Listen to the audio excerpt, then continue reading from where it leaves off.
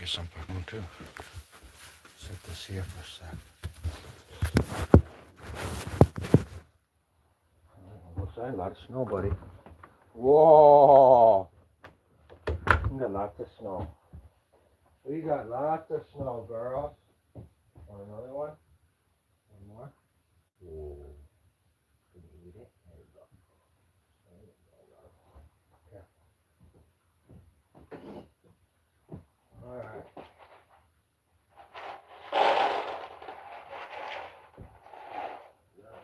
Some doggy food.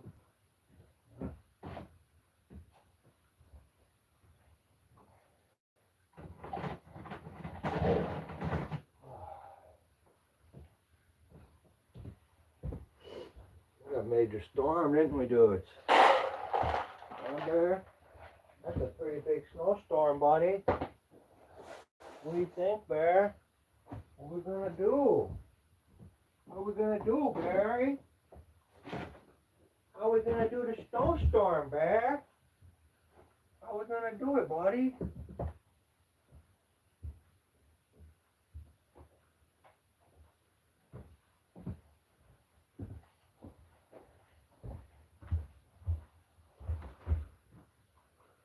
Wow, we got major snow.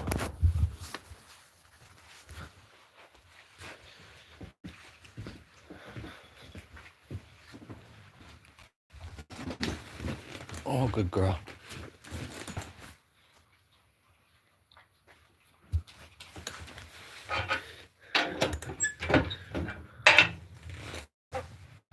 Take these sweaty ass things off. Good job, girls. Anybody see my shoes? Oh, my bad.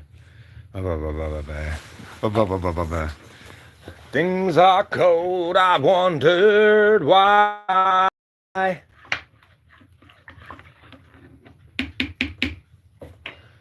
a major damn snowstorm, huh, guys?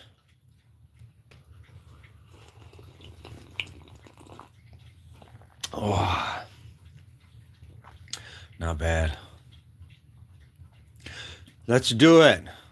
The best part of waking up. Oh, somebody's there. I didn't even get to sing my song and somebody showed up. Is having Folgers in your cup. Major snowstorm, people. Major snowstorm. 15 inches last night. Major storm. You won't even believe I can't even get out my cabin.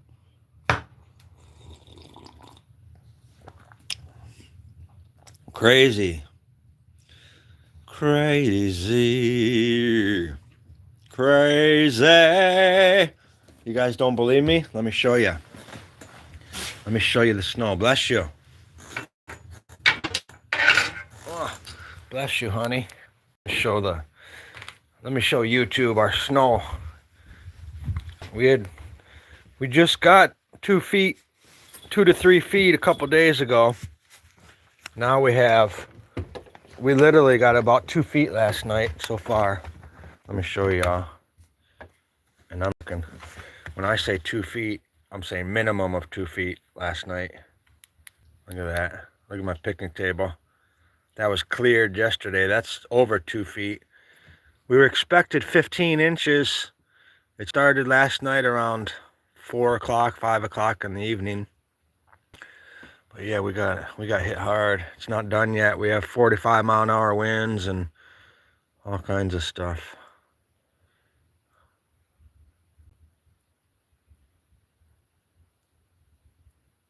Yeah, we got lots of creatures out here. We got Bigfoot.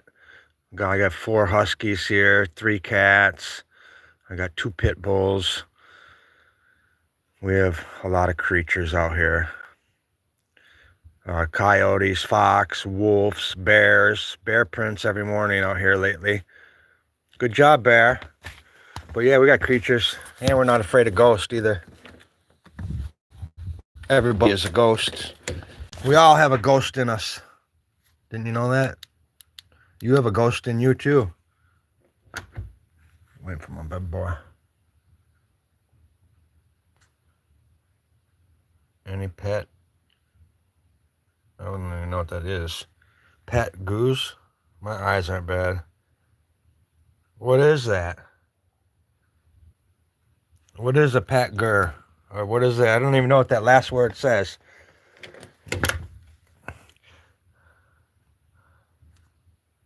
Any pet guns? Oh, guns. I don't get it. Pet guns?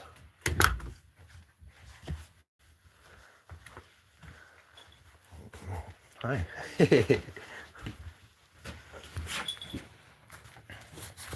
Good job, dude. What do you think? Woo! What do you think, man? Oh, dang, man. Come on, bro. How are you? Did Coon come back in?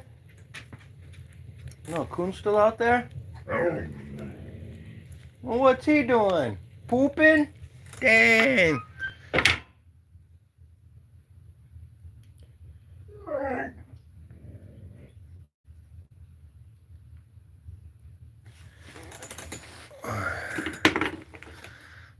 Hee hee. Hey, whoever said that. Hee hee. Hee. I said his house is messy. Oh, we got him. We got him, guys. His house is messy. Whoa, we got him. Really? If I had any shame in my game, I wouldn't show you. Big dummies. No shame in our game. You ain't paying my bills, people. Right, guys? Right, guys? I'd rather have my messy life than your life, for sure. We love our messy life, don't we, Bear? You want a bone, son?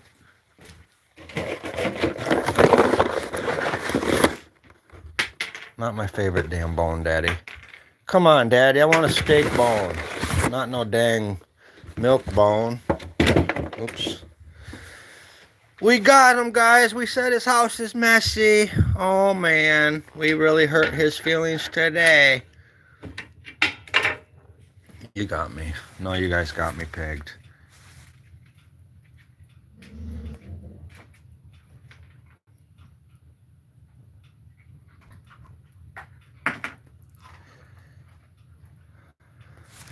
Little dummy, I know. That's funny.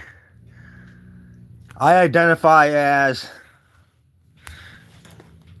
am, is, are, was, were. Those are mine. Am, is. Am, is. That's mine. Like, has, have.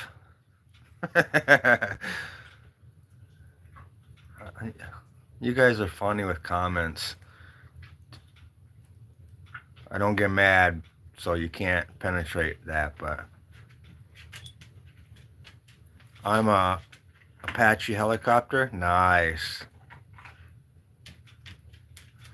Yeah, I have a brand new phone. It shouldn't be low quality video. I don't know. Same quality as your phone. Your toasty toaster? Yeah, I'm am is. I'm am is the husky guy.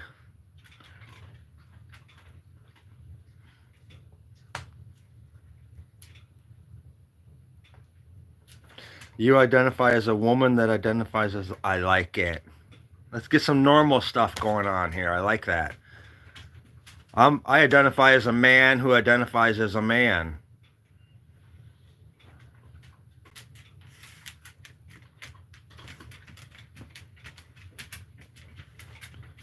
Well, I spent a lot of time out in California. Do I know Robert? Bob Casimus? No, I'm not sure. I don't know if you're serious or not, but I sell my artwork out in Venice Beach, and I lived in California most of my life. All Southern California. San Bernardino, Hollywood, Venice Beach. All right, you guys ready? Go pee-pee? Okay. Guess my doggies are waking up. Oh, good girl. Good job. Come on. We got lots of snow. Can you handle it? Can you handle all that snow, girl? Okay. Have fun. Let me fill some water jugs, some water bowls for my doggies.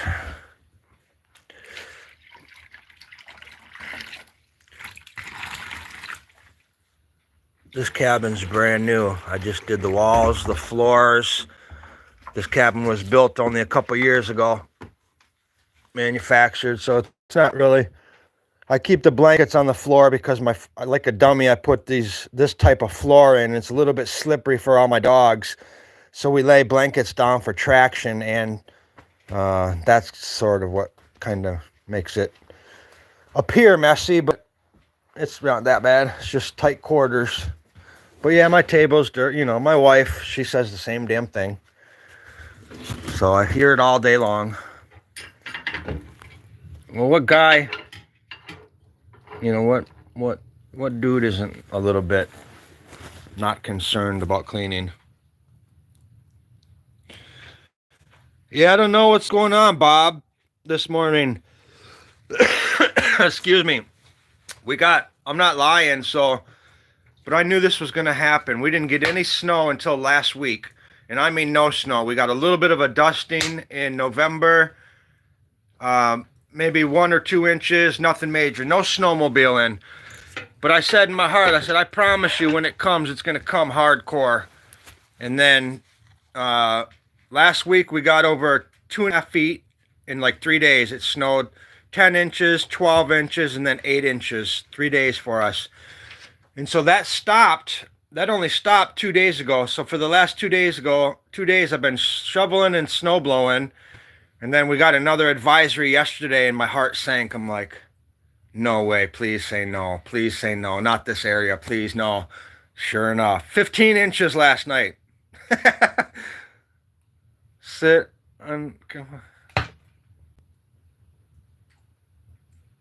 Oh no, she don't complain like that. I'm just joking. When she gets home from work, come on, man, be nice. She don't complain like that. My wife will sit and clean all day long. We don't have to be that family though, you know what I mean? We live in the woods, 3 miles in the woods. This door is wide open. I'm chucking wood all day long, like changing propane bottles, hauling stuff. We're outdoors people, man. We live an outside lifestyle.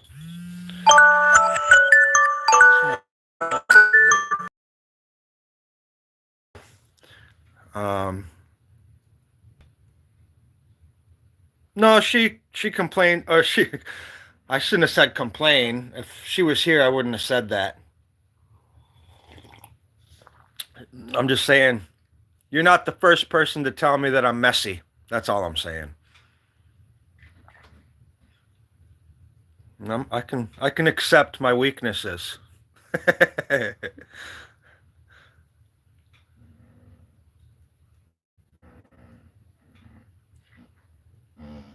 Yeah, no nothing personal. I'm not mad at nobody. I love you guys, man. God bless. That's for sure.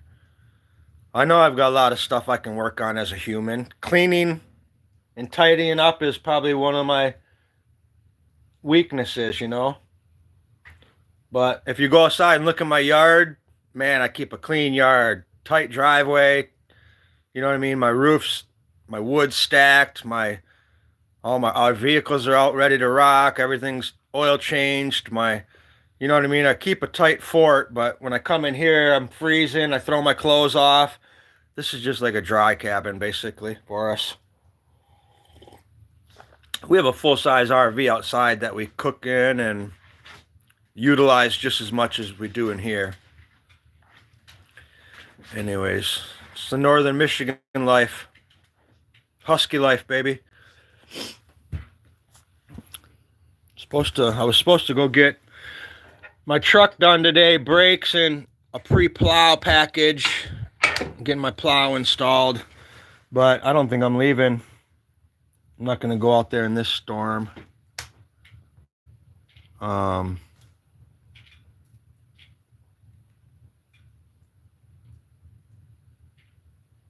that's cool, Allie. I actually met my wife when I was working in national parks. And then we'd go from Yellowstone to Shenandoah. Shenandoah, we'd work at winter resorts. But one winter, for 3 winters, we went to Snowshoe in West Virginia. And that's where I started caving, plunking, or what do they call us, plunkers? Something like that. But anyways, one of the largest cave systems in the world is in West Virginia.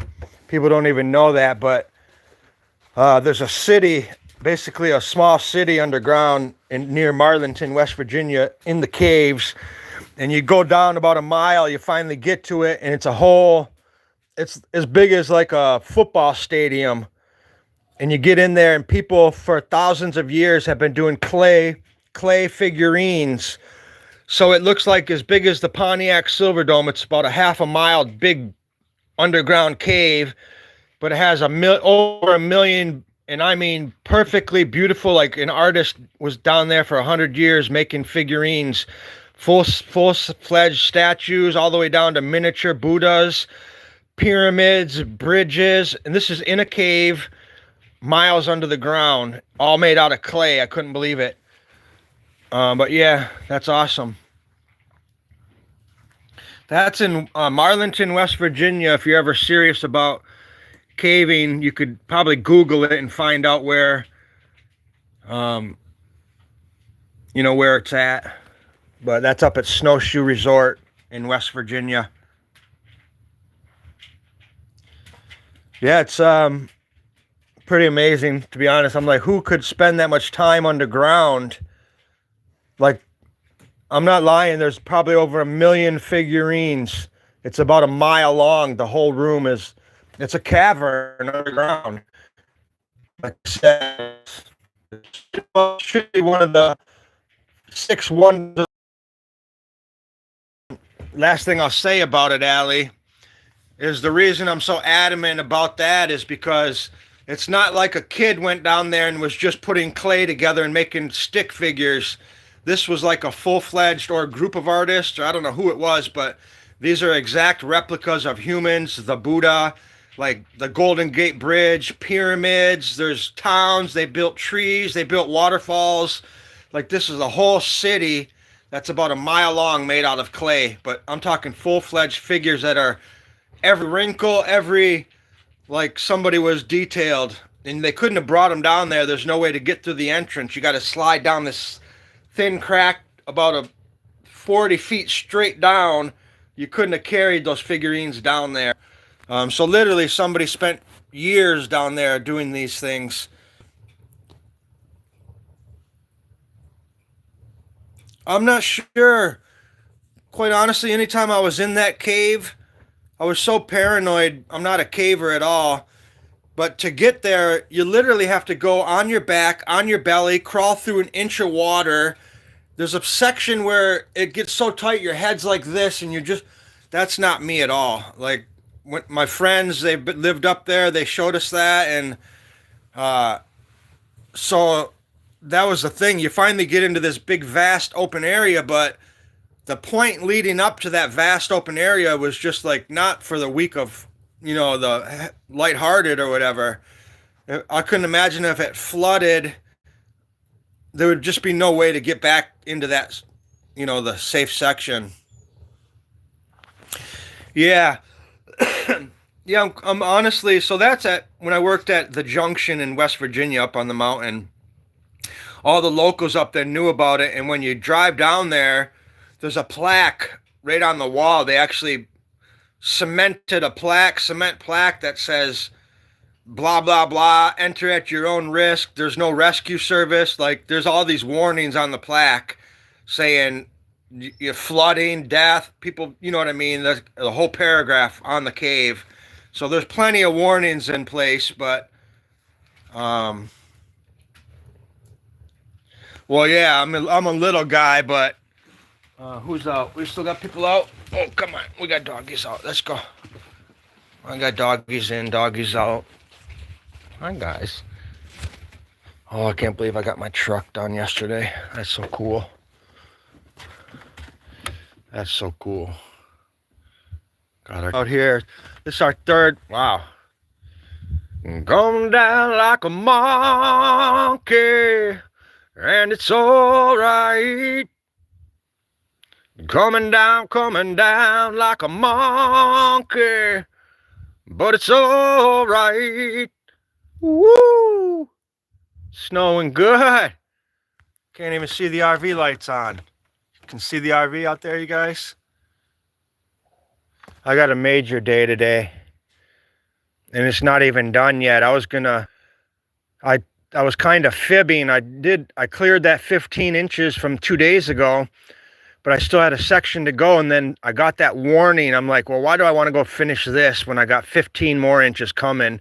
That's more than 15 though, just so you know. There's no exaggeration. That picnic table was cleared yesterday. That's going on 3 feet right there. They said 15, but I live in Frederick, Michigan. We're the snow capital of the United States. We get more snow in Frederick, Michigan than Aspen, Colorado. Google it.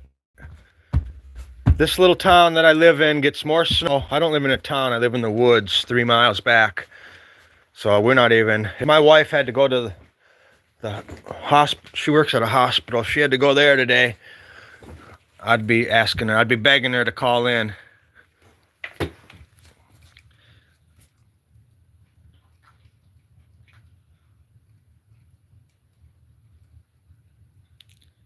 I did not read the Hunger Games. I've never owned a television in my life, man. And I don't have, I don't have that lifestyle. I'm not big on like what's happening in the world, like too much. I guess I'm kind of living out of the box. I'm sorry to say that. Not trying to disrespect anybody, but I don't pay attention to a lot out there. I just kind of focused on my nest. You know what I mean? I get overwhelmed with all the problems in the world. Not that that book's a problem, but I just no, I haven't. I do have a bachelor's degree and I am educated, believe it or not. But after college, I just stuck with my art. I'm an artist, so I do paintings. But the Hunger Games, what's it about? I know I've heard about the book, and I think it's wasn't the movie with Robin Williams? Correct me if I'm wrong. And what's Leonardo DiCaprio and Robin Williams or something?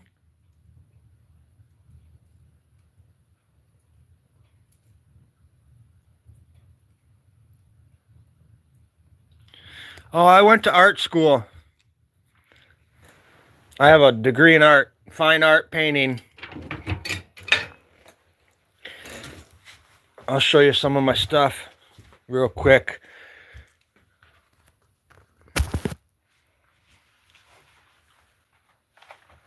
These are just, well,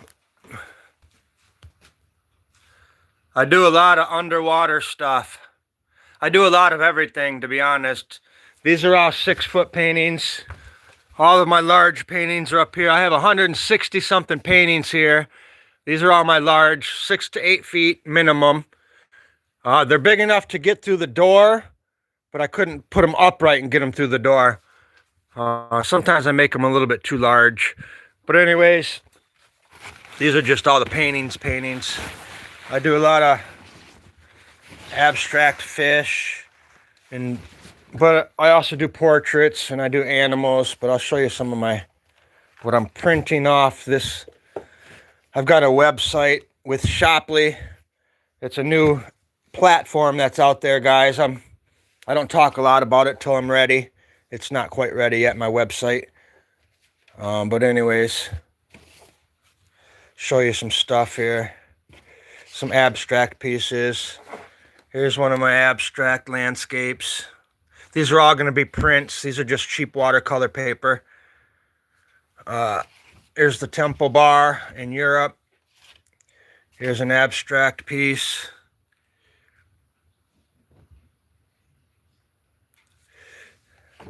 Here's another abstract piece. This one's kind of demented here. I go quick, but I'm about to show you some cool stuff. These are just the ones that are floppy. I'll show you my smaller stuff here. These are what I've done the last couple weeks.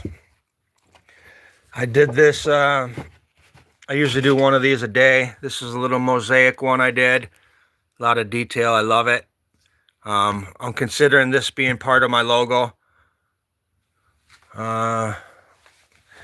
Here's a boat going over the waterfall. Sailboat. This is actually a charcoal. I did a black and white. Then I started doing washes with watercolor, and then I did an ink version, and this is the ink version. This is made with felt pen. Let's go. Here's another abstract. Not quite done. Here's Jesus coming through the Holy Land, back to the East Gate to save us, coming through out of my consciousness, popping right out of my consciousness at all times. Some more abstract stuff. Here's an abstract piece that I'm in the process of doing a lot of detail. I've got about 100 prints on this one. I'm doing large format. This one's one of my more detailed ones.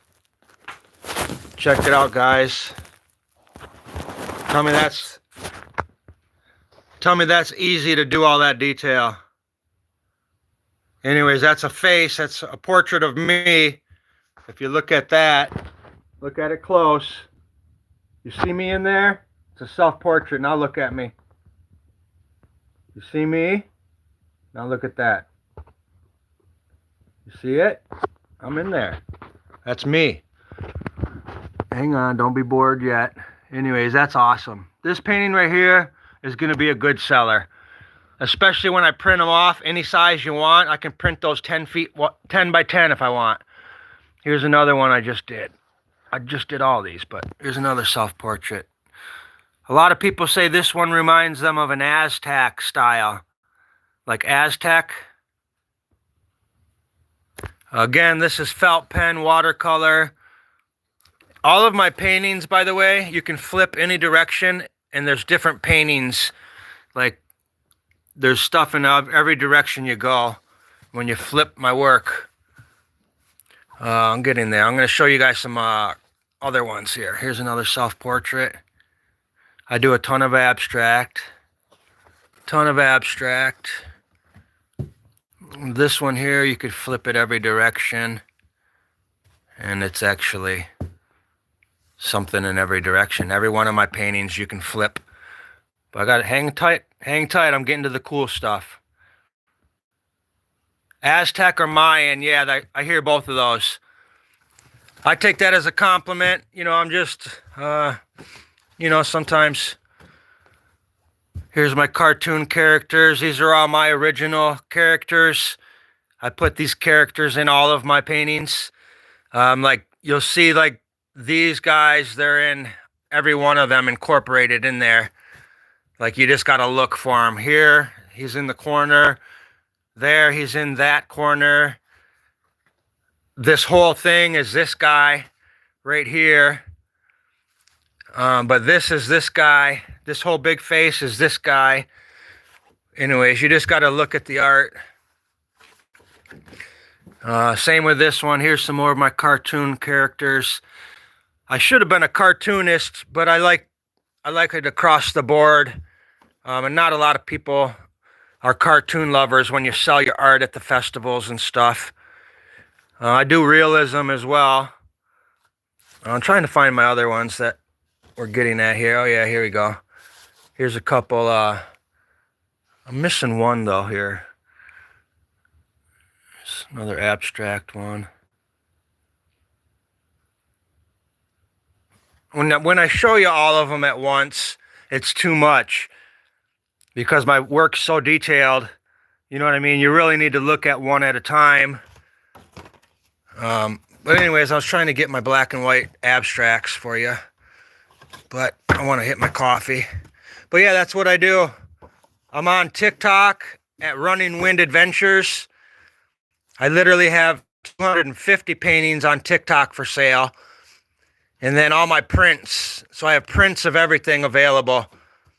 I have a lot of art. A lot of art. It's because I haven't been selling it. I've just been making it for the last 10 years. I mean, besides what I sell online. But I used to do art festivals religiously. Anyways, I got a doggy out. Who's here? Who's out? Let's look. We got someone outside still. Woo! Alright, let's hit the fireplace. Let's hit my coffee. Got a messy cabin, people. Don't judge me. Don't judge. Judge me not. Judge me not, people.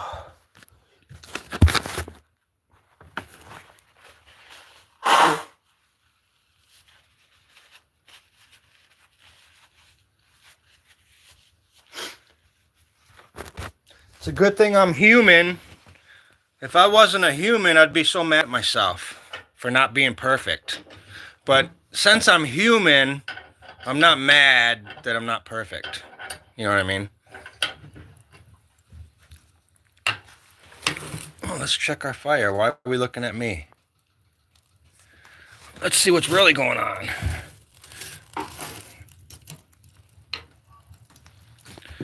Find a glove. I have way too many splinters. I have a major day today. Matter of fact, and it's still storming, so I'll probably do my wood first. Got about a half a quart of wood to split.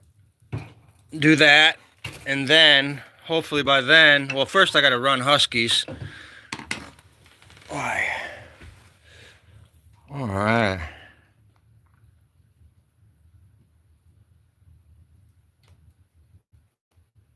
Yeah, I got a fire started. It got her going. I have a brand new wood stove. This thing's only a couple years old, but I went and bought a brand new one yesterday because they're on sale for $249 for this thing. That's half off just for the box. So when I saw that, I went and bought it. No, I don't have a bunch of money to buy a bunch of extra wood stoves, but for that price, I nailed it, and I'm going to switch it out today. I'm going to put the new one in here, take the old one, and I'm going to have it for when we get our shed garage out there. But right now, Tractor Supply has these for only $249, you guys. That's a killer deal. That's 50% off. Yeah, if you ever look at my videos, that's all I do is cook on this thing, man. I do roast. That's how I cook. So I do my roast, I do toast, I do everything I do is on top of that. But I also make pizza and my baked goods on the inside of it. So I let those coals go down. I make homemade breads, cornbreads, homemade pizzas, all out of cast iron. So my food is next level out here from this wood stove. You guys can check me out on my videos, my YouTube shorts.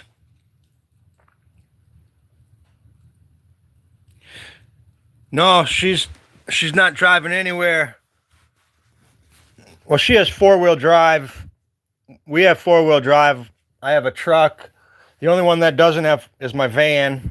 I'm a painter. I have a painting company, Chad Velasquez Painting and Decorating. That's what I do in the spring, summer, and fall.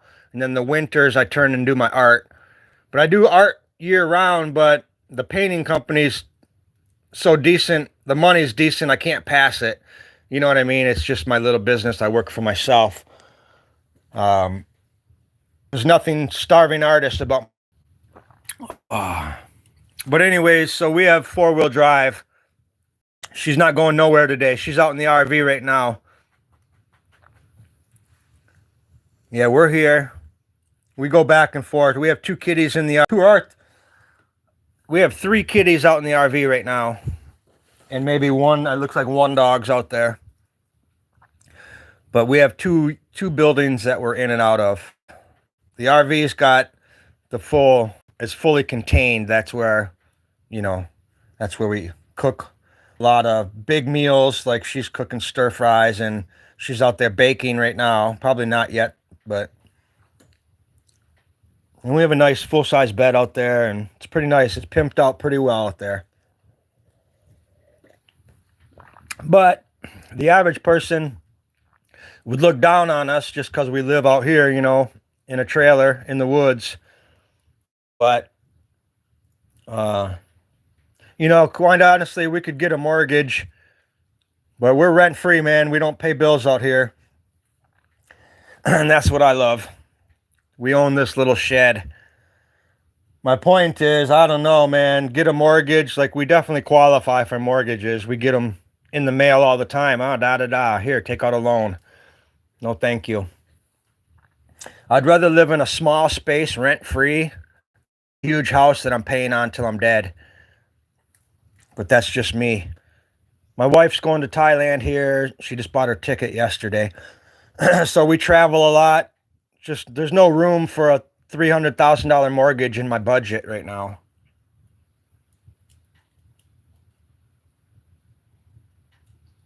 Sorry, let me read what you said.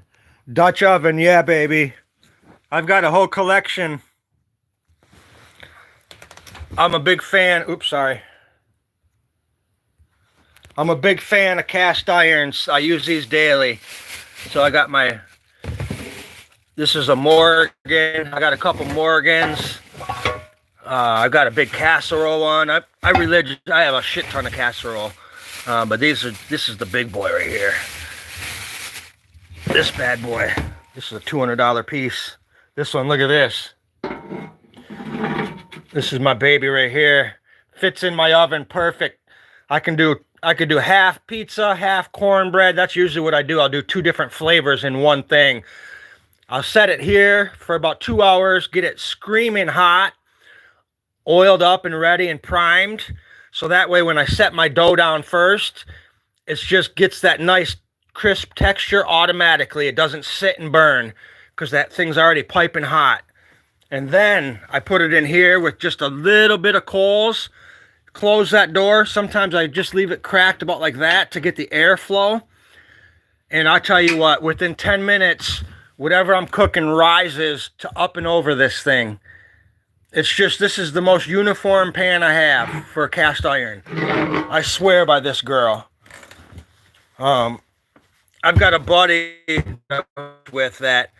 He refinishes cast iron. He literally, that's what he does for not a living, but a hobby. His hobby is cast iron, which is weird.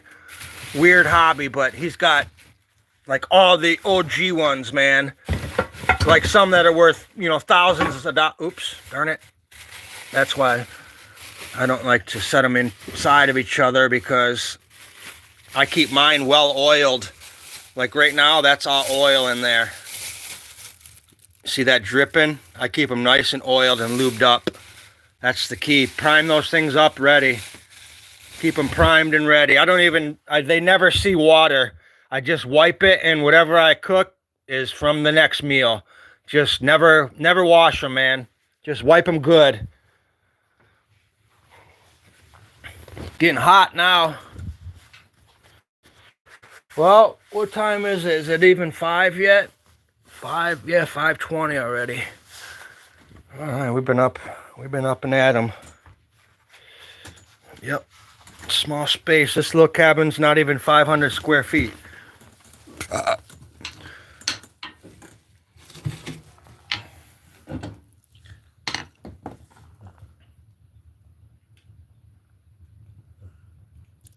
Yeah, that's what. Got to keep them seasoned is the word I was looking for. Thank you. Keep them seasoned, baby.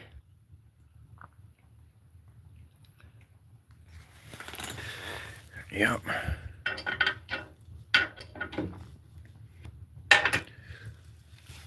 Man, I'm getting not anxiety, but I have a major day out there. This storm's not even, quite honestly, the storm part of the storm wasn't even supposed to show up till today.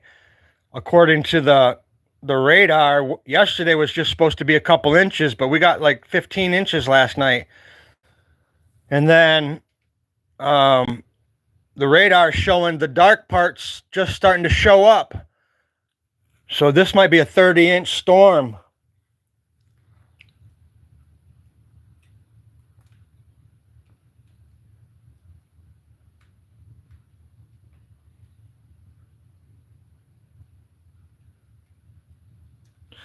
That's just evil of your ex. Wait.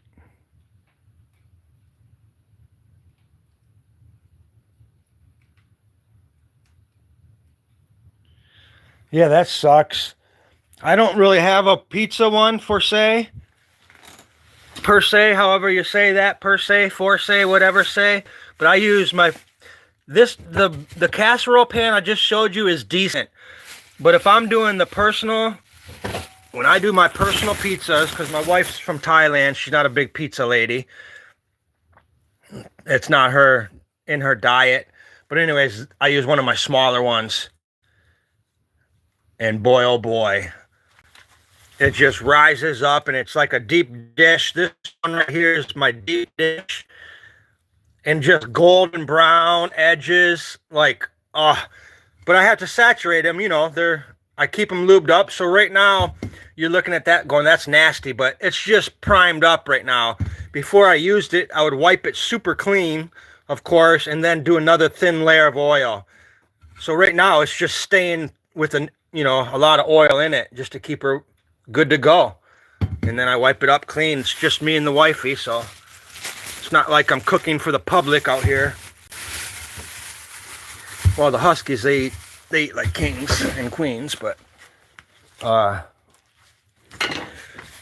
yeah, those are the only pans I use. And then I use this one for I live in a box, man. My clothes are in duffel bags. Would you believe I'm 54 years old? Coming in February, I'm actually 53. I'm 53, and I've been living in a suitcase since 1990. I've been living out of suitcases since 1990. When I graduated high school, I went in my van straight back out to California. I was raised in California when I was a kid, and then I wasn't doing good out there, so Mom yanked me back and moved me back to my dad's in Michigan. So I graduated high school. I was in high school in California, not doing great. My parents moved me back. My mom moved me back to Michigan, did that. The day I graduated high school, I said, fuck everybody, and I took my van back out west.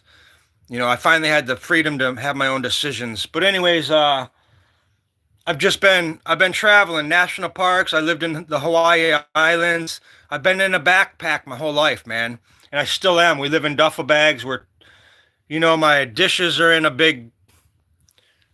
my dishes are in there. Like, anyways, I'm not the average person. The average woman wouldn't like this. But anyways, here's the excellent breakfast all in one. Fits on my stove perfect. Within 10 minutes, I could do my eggs, potatoes, bacon, the whole shebang on this girl. Right on here. No gas, no electric,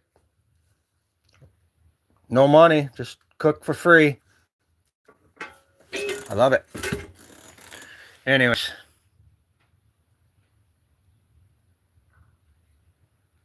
Wait. Yeah, I've been in bags my whole life. I mean, I'm a minimalist. I'm down to just a couple bags, but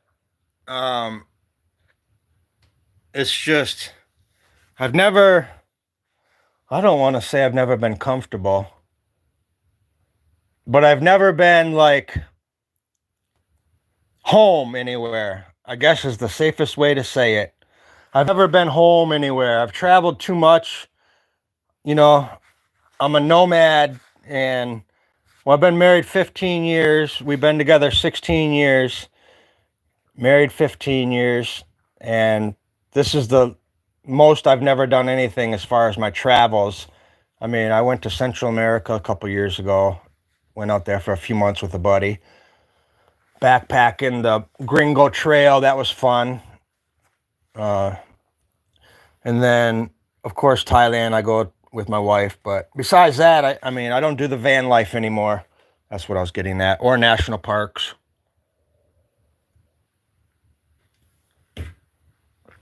Oh. What's up, Chad? Good morning, brother. Just thinking of you yesterday. How are you, dude?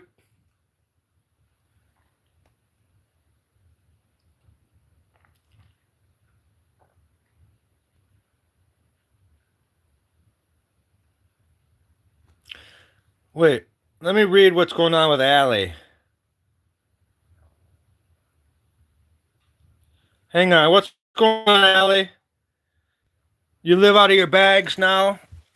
But you're not homeless, right?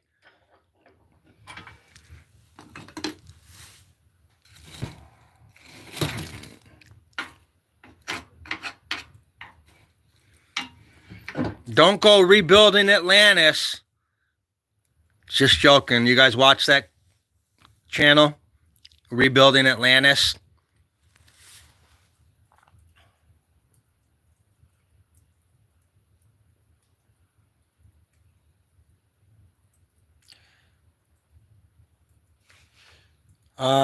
Bro, my dog cost me $540 at the vet. Man, I have 9 animals. Much. They always have an appointment. Like I had to cut it off. You know, they were just killing us financially, my vet. 4 Huskies, 3 cats. Yeah, now all my dogs are overweight, so they're trying to put us on regimens for all this other over-the-counter crap. I said, oh, hell no. I'm not giving my dog a single pill. Nothing from any pharmaceutical is going in my dog's belly, period. I'll slow down, we'll exercise more, but you're not gonna stick shit in my dog's belly, period. I'm not a big pillbilly or a pharmaceutical guy. I don't even believe in modern medicine, to be honest. I believe in holistics. I believe in plant medicine, natural cures, prayer, the power of prayer. I'm anti-vaccinated for life. That's the corona, that's the flu shot, that's every shot. There is no shots in my blood. But that's just me. I'm that way. I'm dying one day. So while I'm alive, it's up to the Lord. That's just who I am. I'm going to tell you, if we were on this earth, walking when Jesus was on this earth, there was no such thing as people injecting people with needles with chemicals. There was no such thing as that. If you're sick, you twist a couple plants up, you simmer the plants, you let them steep, and you drink it. You drink the dandelion root. You drink garlic extract. You drink red raspberry extract. You drink plants. Your food is your medicine. If your food's not your medicine's going to become your food, people. The minute you get caught up into the healthcare system in the United States, you're done. You're done.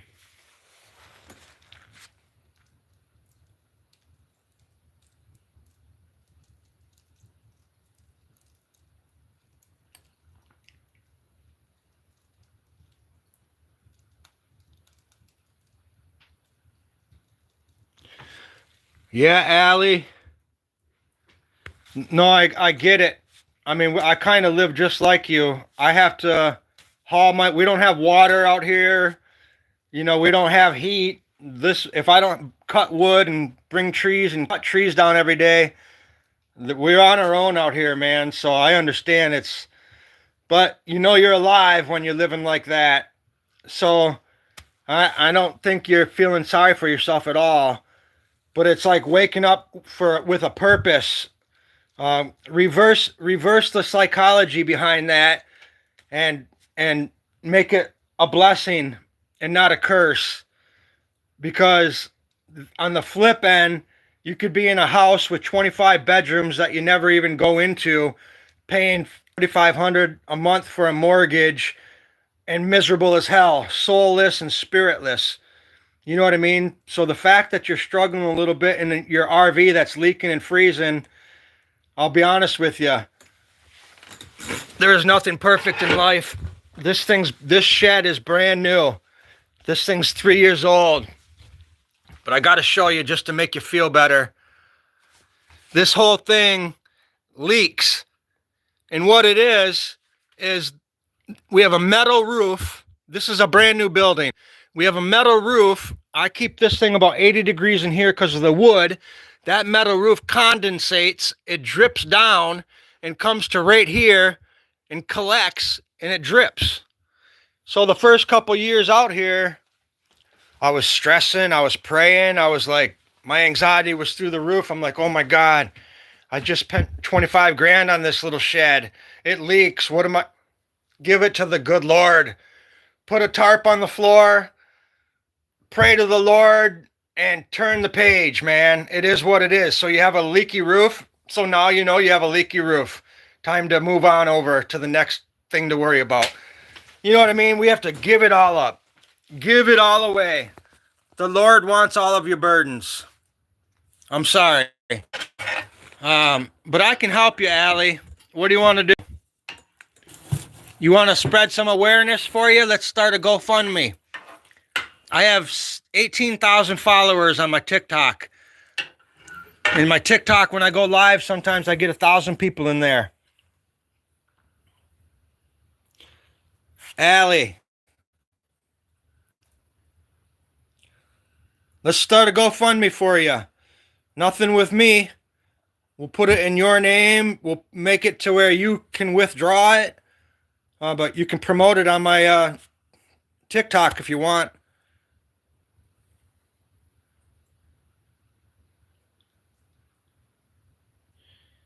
Yeah, no, that wasn't personal. My story that I just said wasn't telling you to like, oh, grow up and handle it. I was just relating to you because it's like nothing's perfect, nothing's smooth. You know what I mean? That's what the Lord. This is why we're here learning. The Lord judges us not when we're doing good. He wants to see how we act when when everything's not perfect. So I always keep that in my heart deep. It's like, I tell my wife that too. I'm like, wait a minute. You're going to wait till everything's perfect in life and then you're going to decide to be happy? That ain't how it works, man. You better be happy on the journey. You know what I mean, guys? It's not about the final destination. Wait, you're going to be happy when it's like, here's a scenario. The American dream, quote unquote. They wanted us to go to college, get $100,000 in debt, get a mortgage, get $300,000 in debt, work your career till you're 70, and then they said we were going to travel and live the golden years. What? Who's going to travel in this country when they're 70? Nowadays, you get your head chopped off by all the punk kids at every gas station you go in. Like, society is dangerous up there for 70-year-olds. My point is, the American dream is hoopla. The American dream is designed to kill you by the time you're 60. That's why our life expectancy went down the tubes. Like my wife's country in Thailand, those people live till they're 100 years old, man. They don't have preservatives in their food. They don't have a government that's dictating their 90-hour work weeks. They don't have a healthcare system that rapes them. You know what I mean? Yeah, the system's got you. The system would have us, but I don't let my family get caught in it. My wife has 1 foot in, 1 foot out. And that's just because she gets the freedom to do what she wants, and she has me on her shoulder saying, don't do it, don't do it. But ultimately, she does what the hell she wants, but she definitely has a strong input from me. I'm anti-everything from this government. I don't mean it like that. I'm not a terrorist, and I wouldn't go against and fight this government, but I don't have to concede, and concide's not the word, concede is the word. I don't have to believe in everything that they say. I'm not going to eat everything they feed me. I'm not going to take vaccines. I'm not going to go, you know what I mean? I'm a strong-spirited dude and a Christian. The Lord has my heart. The Lord has my soul.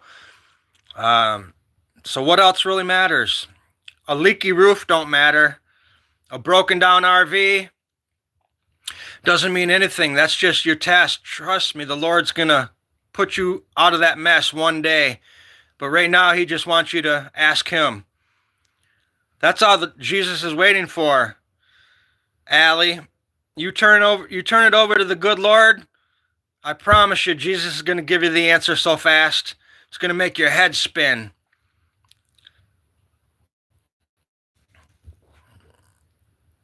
Um, I'm in the system too, man. I graduated college in '04, and I still owe 50 grand. I've been paying I've been paying for my college for 25 years. Uh, I owe a shit ton of money. I still owe I just got the letter. They switched loan officers, and I owe I think it's like 51,000 bucks still. So I'm in the system too, man. Allie, that's all we ever have is our faith, my friend. Don't be fooled. I I'm so I've never been closer to the Lord. I almost wonder if I'm dying soon because anytime I even close my eyes, it's just all I see. And if I don't see my eyes if I don't see Jesus when I close my eyes, I say Jesus' name 100 times, and I make it to where He shows His presence to me. I don't want to close my eyes and not see Jesus. So now every time I do, I just feel His presence like a blanket of warmth thrown right upon me. And that's every single time. And I demanded that. I said, Jesus, I want to see you. And I demanded that from the Lord. And that He knows that I need Him so bad. I need Jesus more than I need anything. Just like the rest of us. But He knows that I'm dead serious about it. So when I say Jesus, He knows I mean business. Anyways, let your faith guide you and don't veer off the path. I mean, every single day, if it takes every hour on the hour, if your trials and tribulations are daily, ours are daily out here, but I'm on social media sugarcoating it. I mean, I don't know if I'm sugarcoating it because I have real hardships when I walk out this door. I'm just chores and labor. I'm a physical entity out here. My chores never stop out here. We live 3 miles in the woods. I don't even know how my wife's gonna get out of here, for example. So I have a high anxiety up here. But my religious faith is way stronger and overpowering. So that's kind of what I meant, Allie, is I have a leaky roof too. And I wake up freezing. Like just 2 hours ago, we woke up and it was 20 degrees in here because I fell asleep for an hour. Like I have a major list of things that I have to worry about, but the Lord just took those burdens from me. But they're there, and I know they're there, is my point, and they're never going to go away, even with my finances, my school loans, and our miscellaneous trinket loans, and not loans, but I don't have loans, but just our everyday life bills, like every household, credit cards, and what else do you got? I don't have a crap ton, but we have like 10 bills monthly. Some of them are $1,000. You know what I mean? We have some big, expensive bills. You know what I mean? But, I guess what it is the storm. I'm gonna make it. I have 5 of y'all here, and I'm kind of talking to Allie and Chad. Love you guys. Shout out. Let's follow Chad and Allie on their channels. Let's pick these guys up. As you see, we're forming a little community here, and that's the same with my TikTok. When I first started TikTok, I had nothing but Christians. It's all we did. Every single live stream was get together, and I'm talking 700 to 1,000 people every single live stream. But my channel got banned for a year, and I lost everybody. But anyways, we were just a community of like-minded people talking about our daily hardships, talking about our faith in the Lord, talking about what we have to do for the mornings, talking about what's bringing us down, talking about, life. Life's not easy for anybody. I don't know even, I have a millionaire cousin. His wife's a millionaire. He's made millions. His daughter's already making millions. Like they've got they shit money. Excuse my French, but yeah, I got banned for. That's funny. We were showing my artwork, talking about on my TikTok channel, and I had one of my beautiful paintings out. It was one of these, not this one, but one of my real large ones. And I'm not lying, Chad. I had 1,200 people on that live stream, and everybody was going, wow, that's killer, that's killer. And then somebody made the comment. They said, oh, you need to put a black mermaid, paint a mermaid of a black lady on the painting. I was like, oh, that'd be cool. I have no problem. I'm not a racist. I said, I'd paint a black mermaid just like I'd paint any color mermaid. Why would you even have to specify what color it is? And then as soon as I said that, my channel got banned. And so I appealed it, and then they gave me the explanation why they appealed it, and they said racial what did they use? They said I was profiling racially. And I said, holy shoot, man. I didn't even say nothing. All I said was, yeah, I'm not opposed to painting a black. I'm not racist, was all I said. And yeah, they banned me for a year. They took that channel. They took all of my tips. I had a couple $100 in tips. They took all my followers. They took all my videos. They took everything. And I thought it was done completely. And then somebody told me, they said, no, in about a year, you can appeal it again and they'll give you you can come back, but you won't have a channel. And that's what they did. But fuck TikTok. No offense. TikToks, they exploit animal cruelty. They exploit child abuse. They exploit all of that. If you notice, TikTok is nothing but animals in the water drowning, or dogs that are skinny and being rescued, or cats that are trapped in caves, or it's just that's what they exploit. And I hate it. Why would TikTok or social media even let you see that? But yet they'll ban you and take your tips because you said that you're not a racist. I use TikTok as a tool to promote my art, but I rarely even say a word. I don't even talk on TikTok. But anyways,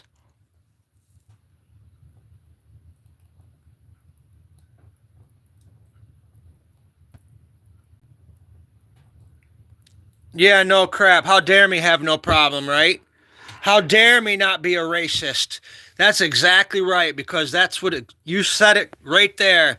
And if you notice during the politics, during this whole Trump thing, they were dividing us, people. If there wasn't a video dividing us, they weren't going to put it on there. If TikTok didn't show somebody hating Trump or somebody hating Camellia, they wouldn't show it. They'll never show a video of two people, a group of people that are saying, hey, like me, for example, I wasn't a Camellia lady. And quite honestly, before Trump became president the first time, I was like, why would we have Trump for president? It didn't make sense. But then he became president, and I was with it, and I was not the guy that's going to sit and bash your president. It's too late. He's your president. Why are you going to sit and... You might as well start praying at that point and say, I pray for Mr. Trump to guide us in the right direction and be a human and do the things he's going to say he did or say he's going to do. As opposed to saying, oh, I hate Trump. He's going to suck. He rapes women and he don't like gay people. All of that. That's just promoting the hate part of it. Let it go, people. That's just because you have hate in your heart. You know what I mean? And the same with Camellia and the same with Obama and that whole thing. It's like you got to support your president, who it is. Camellia lost. Let it go, people. You know what I mean? Let it go. Let Trump do the best he can. Let's pray for the dude and hope he does good for the country. That's, you know what I mean?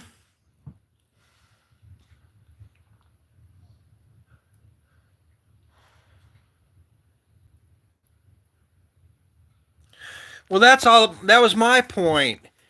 Like, I hate all of it, to be honest. We need, like, Jesus for president. You know what I'm saying? Like, quite honestly, there's never been any successful term. There's always a division. It shouldn't even be Republican and Democrat, quite honestly. That's like left and right. That's like yin and yang. That's like water and fire. That's like fucking earth and sky. That's just promoting division, just saying that there's Democrat and Republican. Why shouldn't it just be all independent and we vote according to the person? But they're putting categories on it to promote the separation. That's what they want, is the separation in this country. You know what I mean?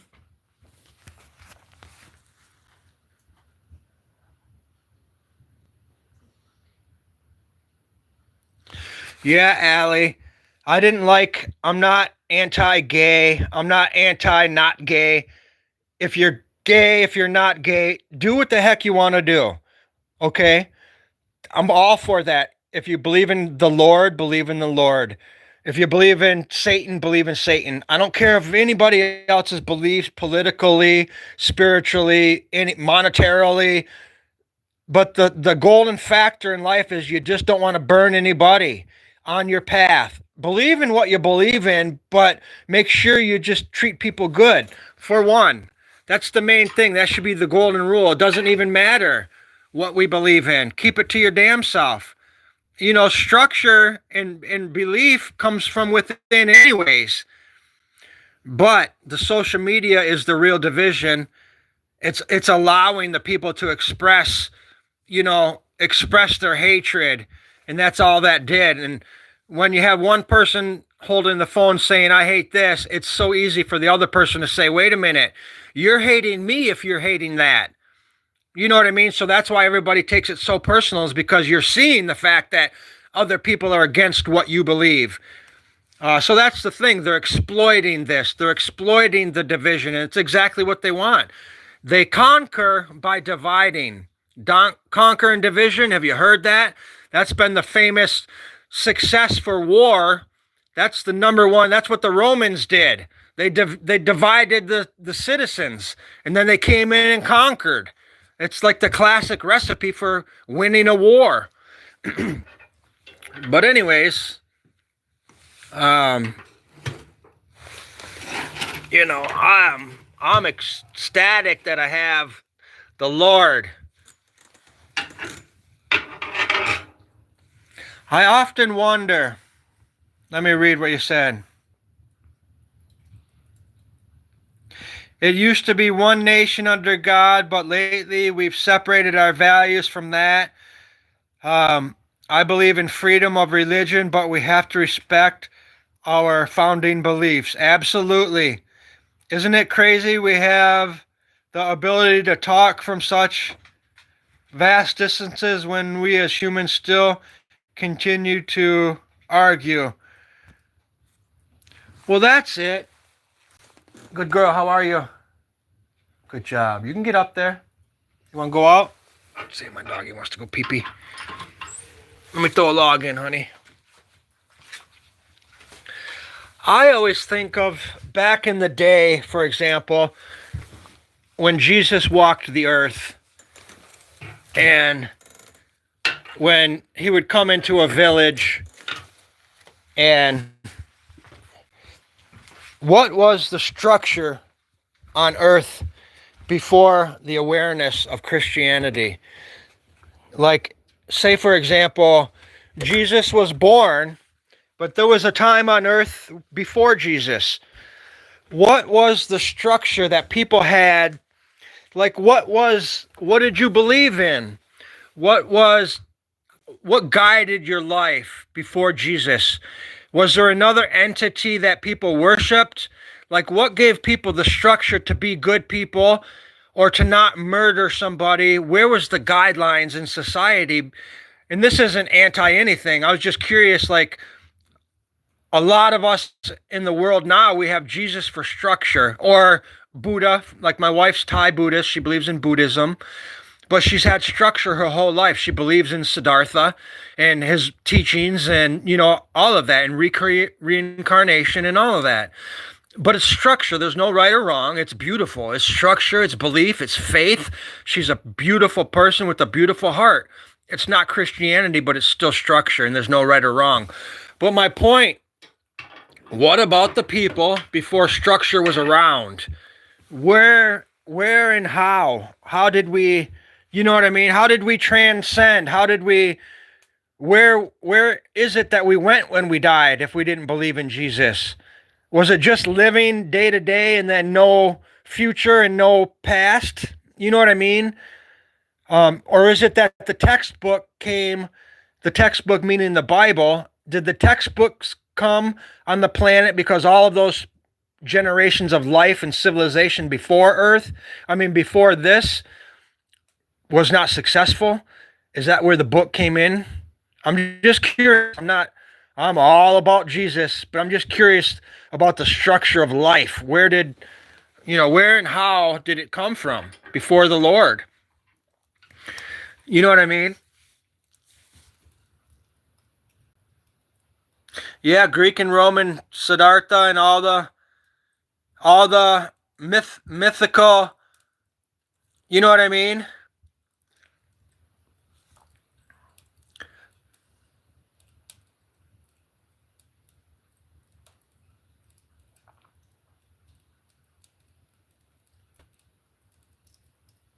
Gradual separation has just been more extreme. Well, it's because we have these phones. Now we know what our neighbors are thinking. Now we know how our neighbors are voting. You know what I mean? It's all out on the platform now. Back in the day, it took a month just to get a postcard on a horseback. Now you turn on the telly and every other story is telling you somebody died. Your sister killed a baby because she couldn't afford to feed it. Yet we're sending people to the moon. September, my cousin tried reefer for the very first time. Now he's doing horse. It's June. That's a Prince song, people. Sign of the times. Just a song. Hurricane Eddie ripped the ceiling off a church and killed everyone inside. You turn on the telly and every other story's telling you somebody died. Your sister killed her baby 'cause she couldn't afford to feed it. Yet we're sending people to the moon.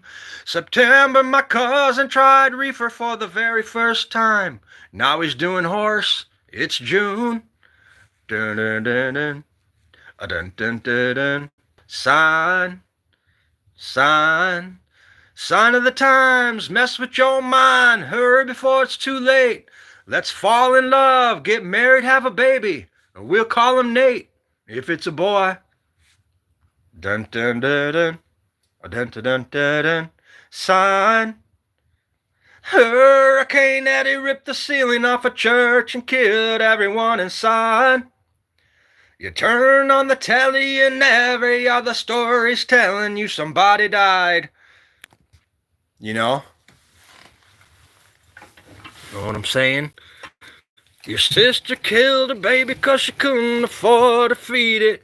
Yeah, we're sending people to the moon. No, we're not sending people to the moon, people. That's the biggest hokey dokey. That's the biggest tax dollar scam. That's the biggest hokey dokey.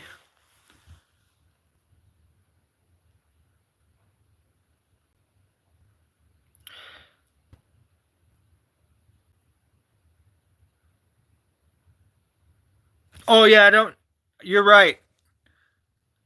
Yeah, it's mythical for us, but back then it's real. And I'm gonna make it clear, in 1,000 more generations to come, Jesus may be mythical.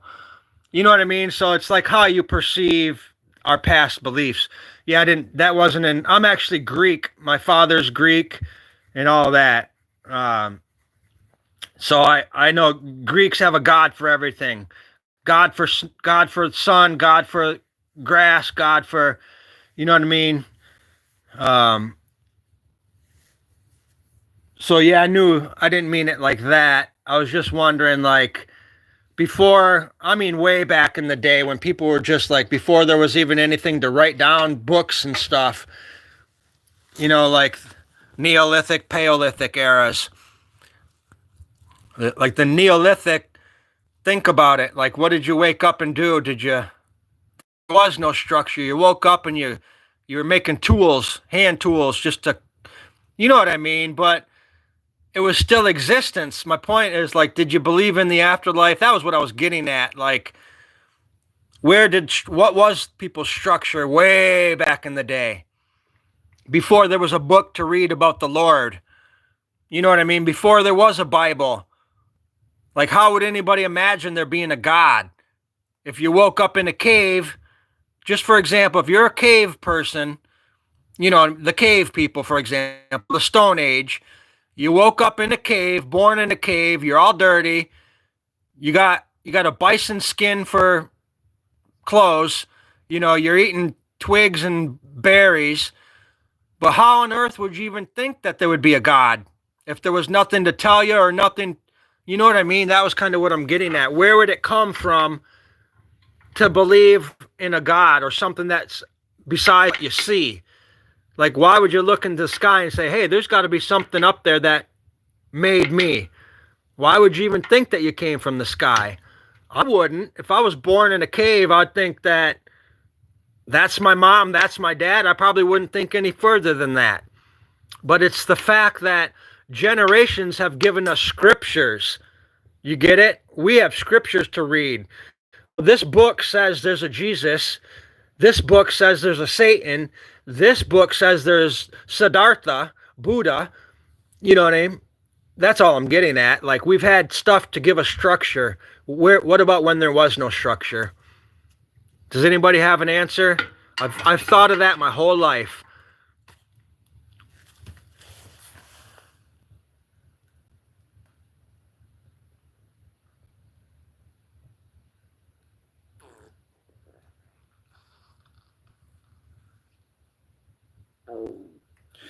That's too funny you say that.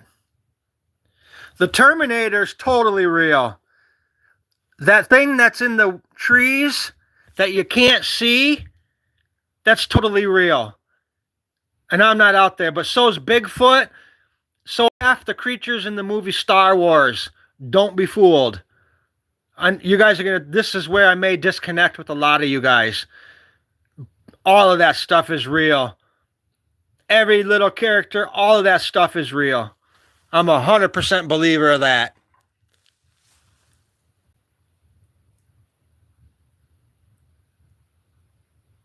Yeah. So what's going on with you today, Chad? We kind of hung up. I was getting off track last time we talked. Sometimes I get a little pissy when I think about all the times I got bullied over at that other house. I didn't get bullied, but they were trying. But the only one that was going to lose in that deal would have been me, the vigilante. I was the one that was going to lose when I came out swinging. So I had to be the big man and sell that house before somebody over there wasn't going to make it another day. And they knew that. They unleashed the lion. But anyways, it's still, I got that festering in me from those guys over there. Just low-life people that are jealous, but the Lord put them in my path for a reason. You know what I mean? I had to teach that neighborhood, and that's what I did. We came in there and taught that whole neighborhood. We showed every one of those people over there in Frederick how to do it and how to live. When we moved in over there, they were like, wow, these guys are from another planet. Because I live this lifestyle over there too. You know what I mean? Work when I want, work for myself. My wife works for herself. We pray to the Lord. We wake up when we wake up. We go to bed when we go to bed. We're in control of our own domain. We are the operators of our own pocket calculators. And that pissed that town right off in Frederick. Because the people over there, they don't have their own dreams and goals. You know, they've worked for the man. They've worked for the gas station for 30 years. They work at Ace Hardware for 27 years. No goals and no ambitions. No dreams. Just having a bunch of fat children, no offense. But having a bunch of fat kids that they overeat, overstuff them. You know what I mean? Bunch of soccer moms. No offense. Not judging, I'm just, letting you know. Let's just say this. Put in a Detroit Lions football sticker on a glass jar and calling yourself an artist. That's my first red flag. Okay? That's called crafts, arts and crafts. That's the craft part of art. Not the art part of arts and crafts. That's the craft part. You didn't make the jar. You didn't make the sticker. You're just the person that put the sticker on the jar. That's called being crafty. That's just a scenario, people.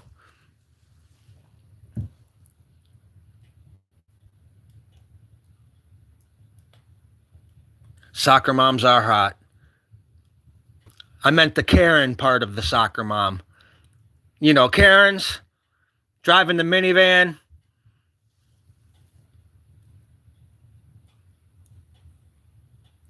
Right on, right on.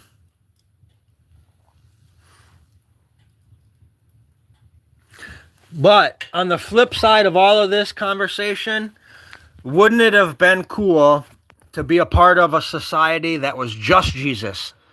I don't think that ever existed, because even during when Christianity was running rampant on earth and the Crusaders and everybody else was persecuting Jesus, and you know what I mean? So there's always been a rebellion force against every religion. So like even before Christianity was running rampant on earth, like you just said, we had the Greeks and the Romans and every other ethnicity that had a God to believe in. I'm not sure if there was religious wars. You know, I'm not that educated on religion, but I know when Jesus made his mark and left his mark, that really created good versus evil, because Jesus was pure good, and then everything else that existed wasn't that pure, so it made everything else less significant, and that's where the real division came, in my opinion. You get it? Because if there was 10 religions on earth, but they were all significant, and there was no superior, there would have been no war, because we were all superior. We all had our own God. You get it? But when Jesus came, he was the number one, which made everybody else feel inferior. This is just a philosophy. I'm probably wrong, but I'm just thinking if I was alive when Jesus was alive on earth, and I believed whatever the enemy of Jesus believed in, which I don't even know what it was, Satanism, I guess. But if that was my belief, and I really believe that, and then here comes this guy in a robe, I'd be like, wait a minute, who the heck are you? You know what I mean? So I understand why it would be hard for somebody to not believe in Jesus when he comes walking down the hill with a bottle of water and 100 people following him around. I'd be like, who is this guy? You know what I mean? But the fact that we've been blessed enough, generations and generations of his teachings, instilling his beliefs and instilling his teachings in us, that's where our structure came from. A million societies later is my point, because we've had the structure. But where did it come from when there was no structure? That was my whole point. Because who is to say that your religious belief, and even to this day, I can't say that Jesus is the right way. Jesus is just the right way for me. He's not even the right way for my wife. She believes in God, and she believes in Jesus, but she is not a Christian. Let's make that clear. And that's my biggest mistake, marrying my wife. But we love each other. We'll stay married till we're dead. But I didn't consider the fact that it would be an issue in the later years to come. And it's not an issue. We go to my churches, and then when we go to Thailand, we go to her temples. You know what I mean? And I'm open-minded. I pray at all her temples, and I believe in Buddha because I believe in God. If you believe in God, the maker of everything, you certainly believe in Buddha.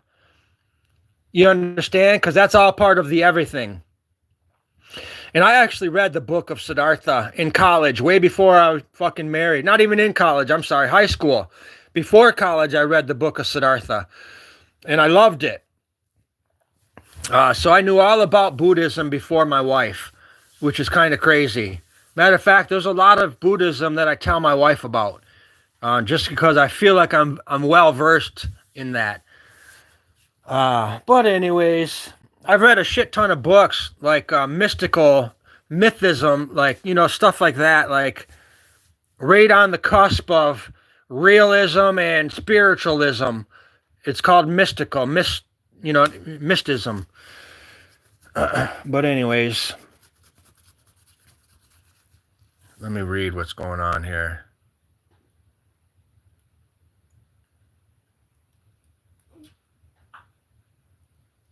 Well, that's what I mean. A wild hiccup. That was kind of what I meant. Like, he was so persecuted. Like, we're talking about Jesus. Like, there had to be something in structure already. You know what I mean? And then here comes Jesus walking over the hill with his, robe, and people had to look at him going like, why on earth would I believe in you? We already have a society. We already have a structure. You know what I mean? So that was kind of my point. It would be really hard to make that transformation. Uh, like it didn't happen. He didn't come to Earth and get all of the followers right away. There was a million wars. We're still having religious wars because of Jesus. So that just tells you he must have came and met nothing but rebellion.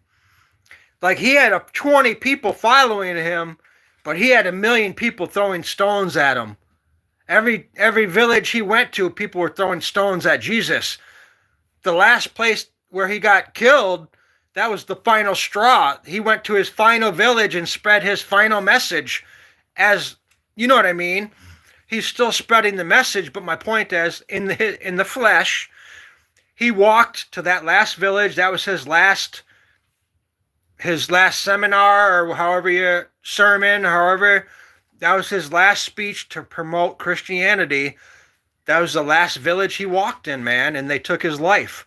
How many villages before that village did Jesus, our King, go to and have rocks thrown at him? I imagine Jesus faced persecution every village he walked in. And you got to remember, anything that we've ever read, he only had 100 followers when he got killed.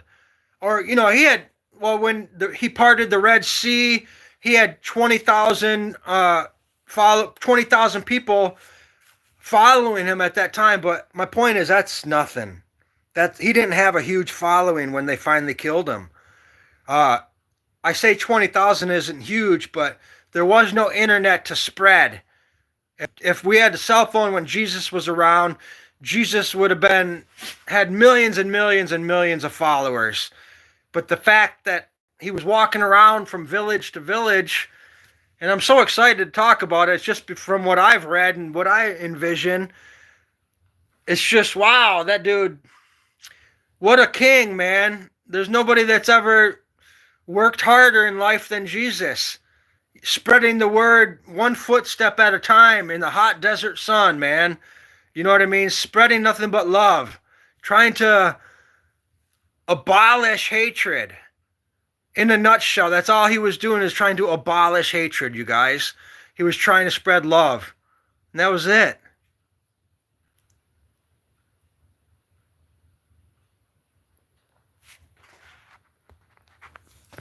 Pretty exciting. What's my door open? Sure. Feeling a cold breeze.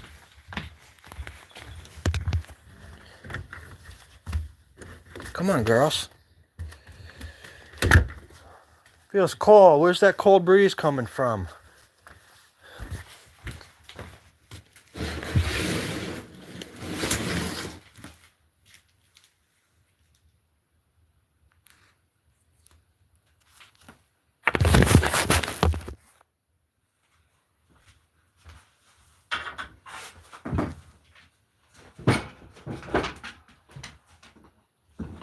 Good girl, Belle. Want me to move that over for you? Hang on, love. Let's get this fire going. Let's get this fire going.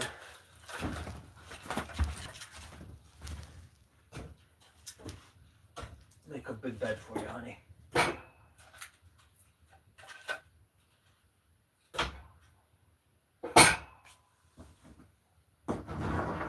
I'd rather get those on the bottom. Hey, a little air flow in there. Too much lollygagging, Daddy. Daddy's too much lollygagging. Hi, honey. Here, you got somewhere to sit? There you go. There you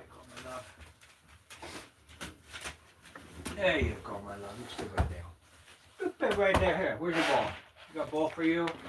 Ball for Con. Bird.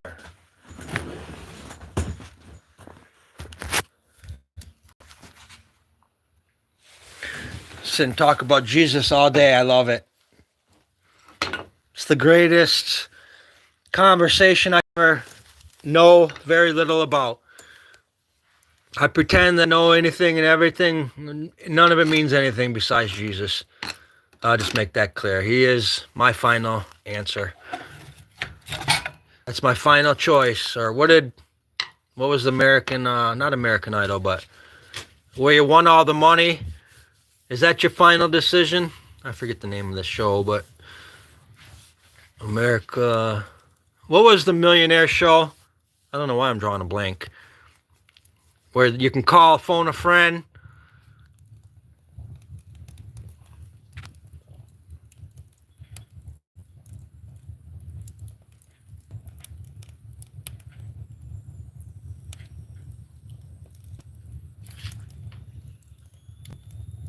Yeah, isn't that funny? The whole woman-man thing, that equal rights thing, or less than equal. Like, I don't know where that came from, where a woman would be less superior or a man's in, like, that's the stupidest thing. Women's rights, like, it shouldn't even be a concern. We're equal. We're human rights. There is no woman rights, man rights. So I feel for that 100%. I firmly have always said that we needed a lady president. This last lady wasn't our choice, but if we had somebody like Greta Van, what's her name? A humanitarian, an Earth lady. We need somebody who loves Earth. But yeah, that, and even the whole black and white thing, like, women's rights, skin color, how stupid.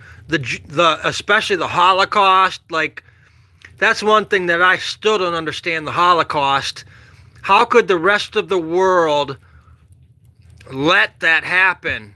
I don't know what wars or who was in charge. I never studied it. I don't know why Hitler didn't why America didn't step in, or maybe we did. Maybe that was America. I don't know. But all I know is it seems wrong and it didn't get fixed. But that happened not too long ago. Like, you know what I mean? So, I don't know, man. How did that get to take place? How did that transpire for so many years?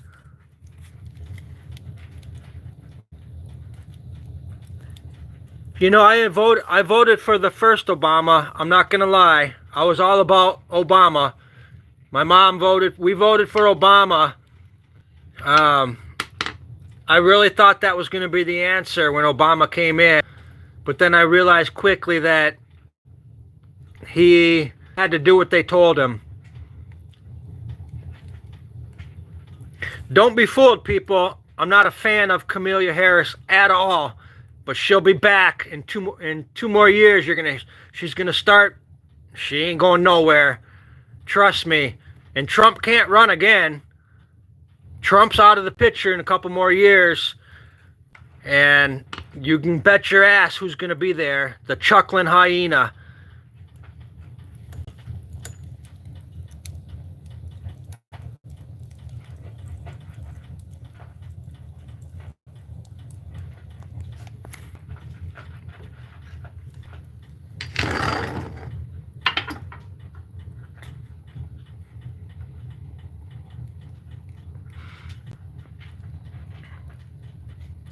No, I have a family that's so divided. My mom hates Trump with all of her heart. My mom's like 76 years old, and she's about to have a heart attack because of Trump still. She still calls me daily telling me that, oh, he raped in college. I'm like, oh my God, Mom. I don't care what Trump did, and I don't care what Camellia did. Quite honestly, I don't give a flying F what they did. It's what they're doing right now, in the here and now. You know what I mean? People are saying the Obamas aren't even men and women. People said, you know, it's like, who cares if Michelle Obama's a dude? It has nothing to do with this country. Put your cell phone down, you dumbasses. Put your cell phones down and start praying to the Lord. You're really concerned about what some lady did in college. It has nothing to do with how she's running the country right now.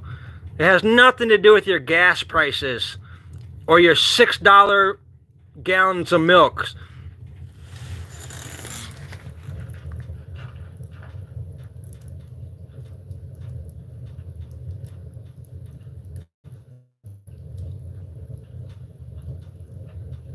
Well, that's what I'm saying. Like, I've heard all of that crap.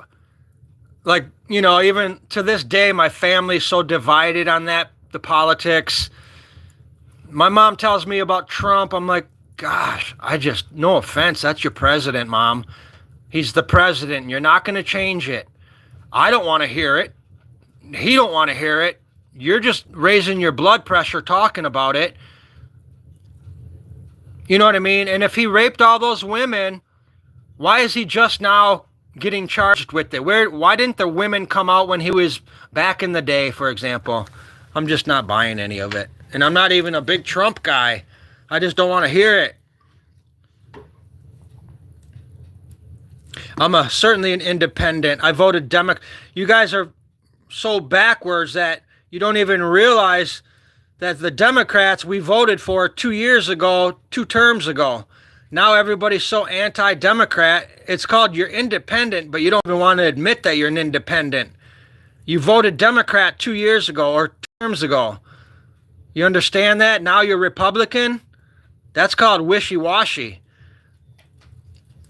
But people that are so anti-Democrat, anti-Republican, but they voted the opposite term, the left term. You know what I mean? It's like, how can you vote for that and say you're a Democrat? That's called independent. You're voting accordingly. You know what I mean? But you gotta fill the mold somehow, and that's what society has to do. We have to cling on to something. We have to take somebody's side. We have to put up that picket fence to divide. And that's what I just said 2 hours ago. What are we on? 2 hours talking? I just said that 2 hours. Conquer and divide. We conquer by dividing. You get it?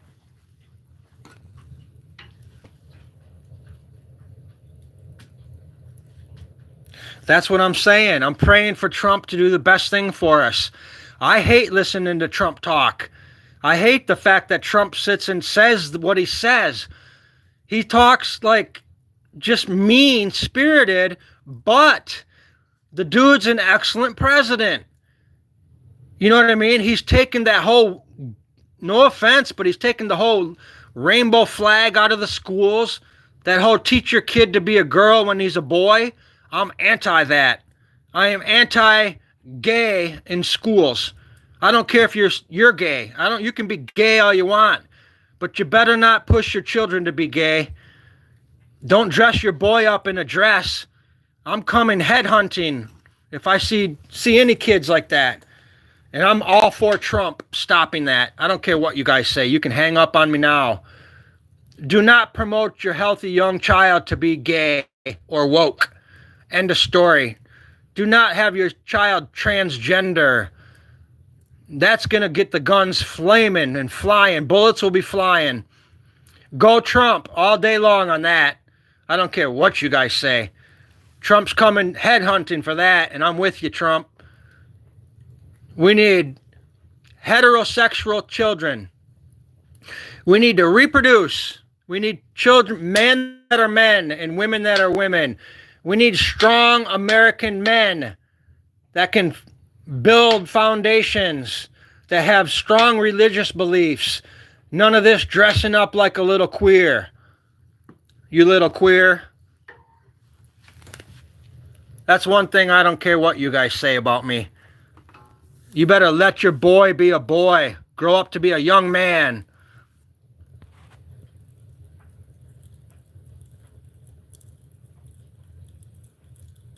Anybody want to comment on that? You're sick in the mind. You are twisted and soulless and anti-religion if you let your child, who's a young, healthy boy, if you push him to dress up and be a woman, you deserve to go life in prison. That's called woke. That's called Camellia and Biden. We are Trumpers all day long when it comes to that. I'll make that clear. Trump all day for heterosexual. Men being men and women being women. There is no am, is, are, was, were identifying as. I identify as a cast iron wood stove. How do you like that? My pronoun is cast iron wood stove. You can feed wood into my mouth, but no drama and no other bullshit. The only thing that goes into me is wood. Okay? That's my new identification. Am, is. My pronouns are am, is. Am, is woodchucker.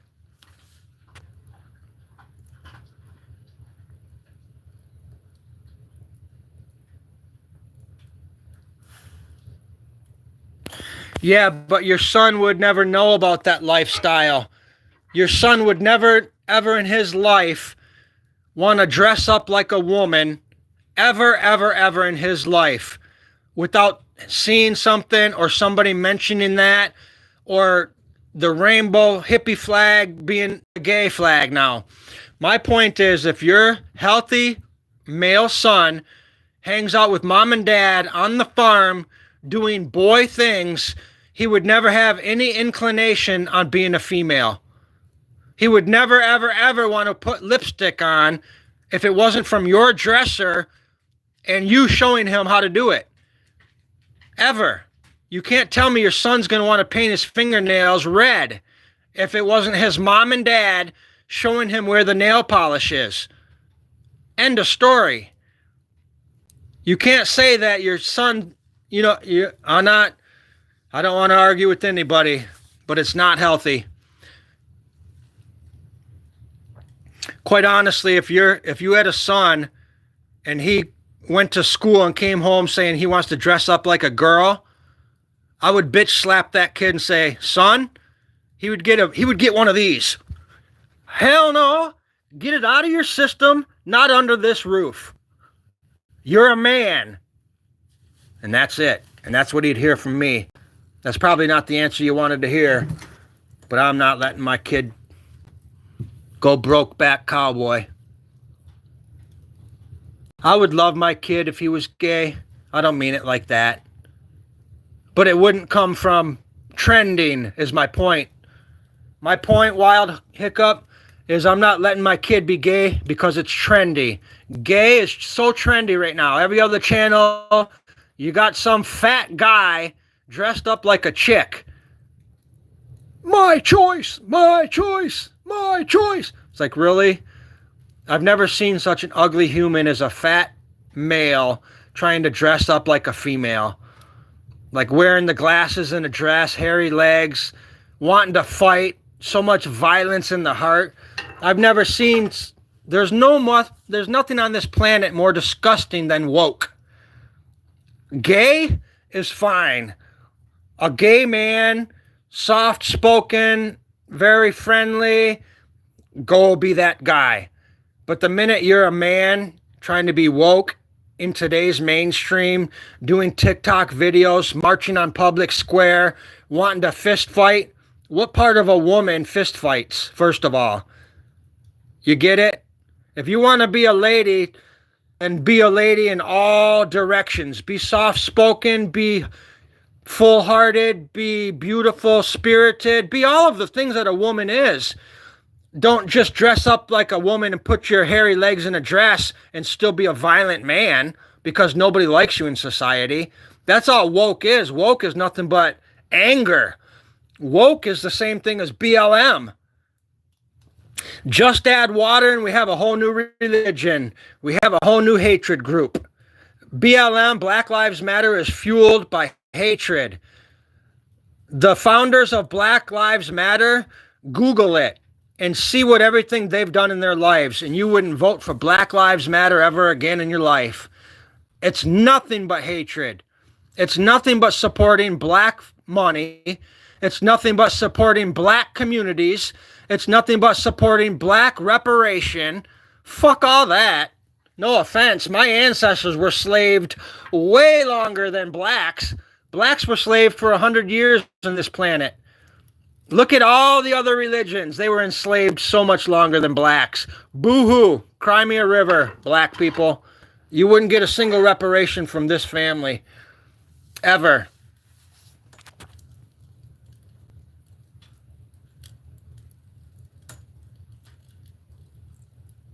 Sorry, guys. I'll get my blood going on woke and racist.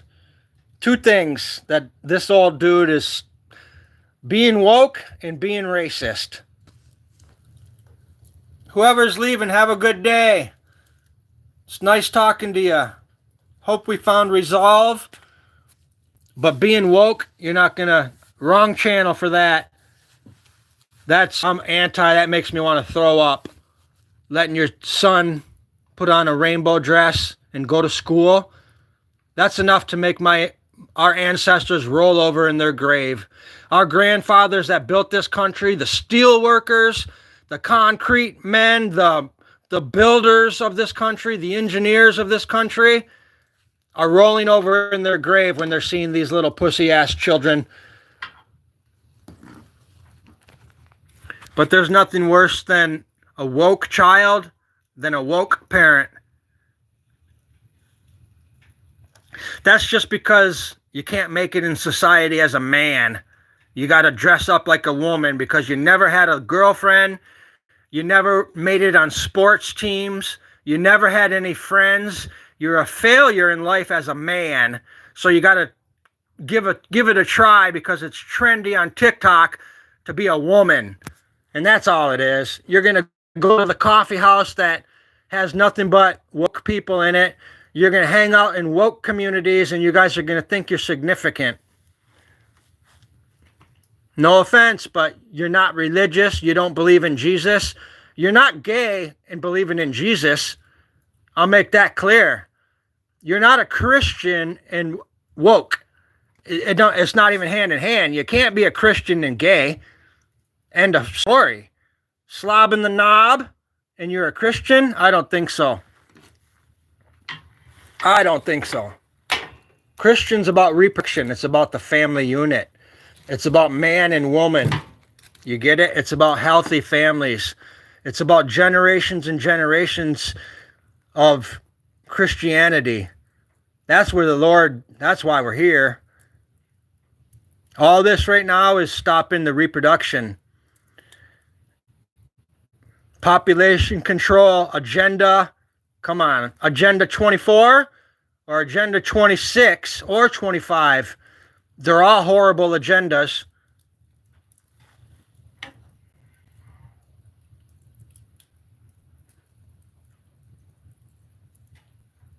I'm not anti-gay. I'm sure they were. All of the Romans and the Greeks, all those guys were totally gay. Yes, you're right. I'm not anti-gay at all. I'll make that clear. I'm not anti-gay. I've got gay sisters. We have gay cousins. I have gay family members. I'm not anti-gay. I am anti-promoting it.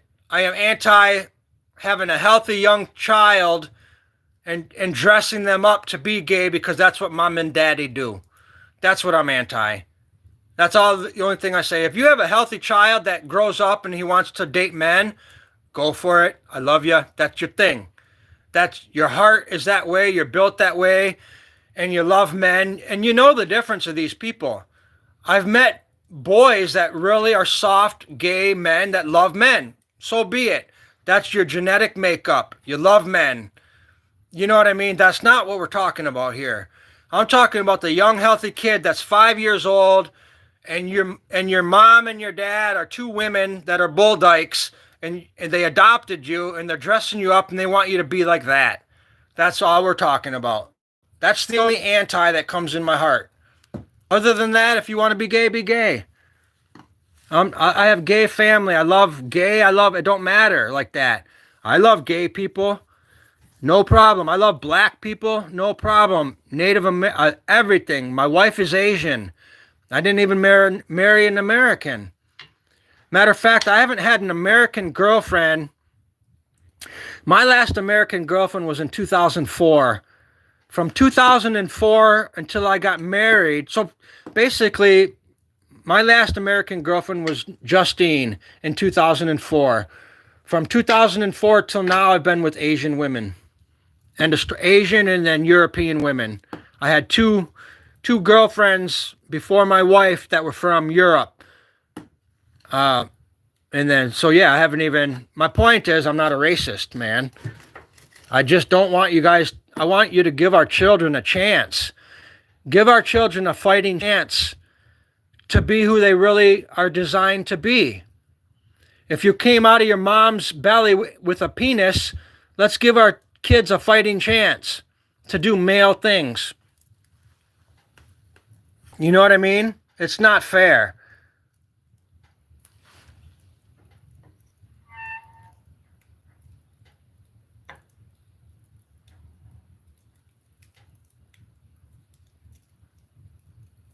I'm missing what you say. You got a YouTube?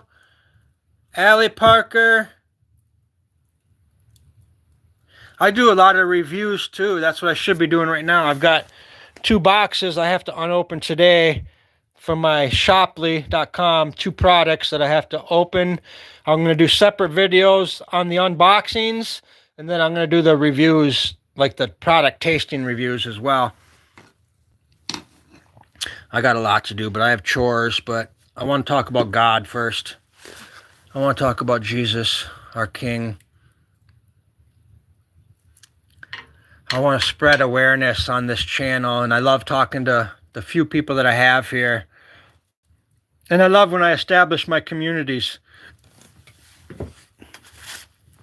Hope you know I'm not anti-gay, man. I literally have a sister that's gay. I literally have a couple cousins that are gay. I have a lot of friends that are gay. And that means nothing. I don't mean it like that. I don't even look at it like that, quite honestly. They're just humans with good hearts, good people. Their sexual preference means nothing. People's sexual preferences mean nothing. It's just the fact that I'm a believer. I'm a little bit old school. Last thing I'll say is I just don't think you should push it. Let us all be and feel what we want to feel. If your son grows up a little bit later in life and he's a little bit different and is more attracted to men, you give your son a big hug and you say, that's no problem. I love you, son. I support whatever you do. I would certainly support my kids if they were gay. No problem at all. But I'm letting them have their mind and let them make that decision. That's all I'm getting at. I'll never say it again on this channel. I don't want to hurt anybody's feelings. I don't think, I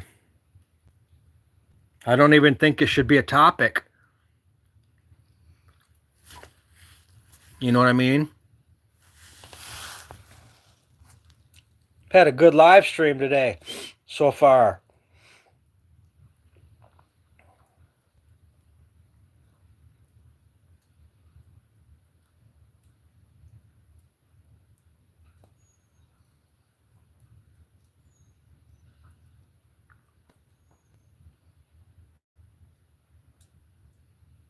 I'm reading what you're saying, a wild hiccup.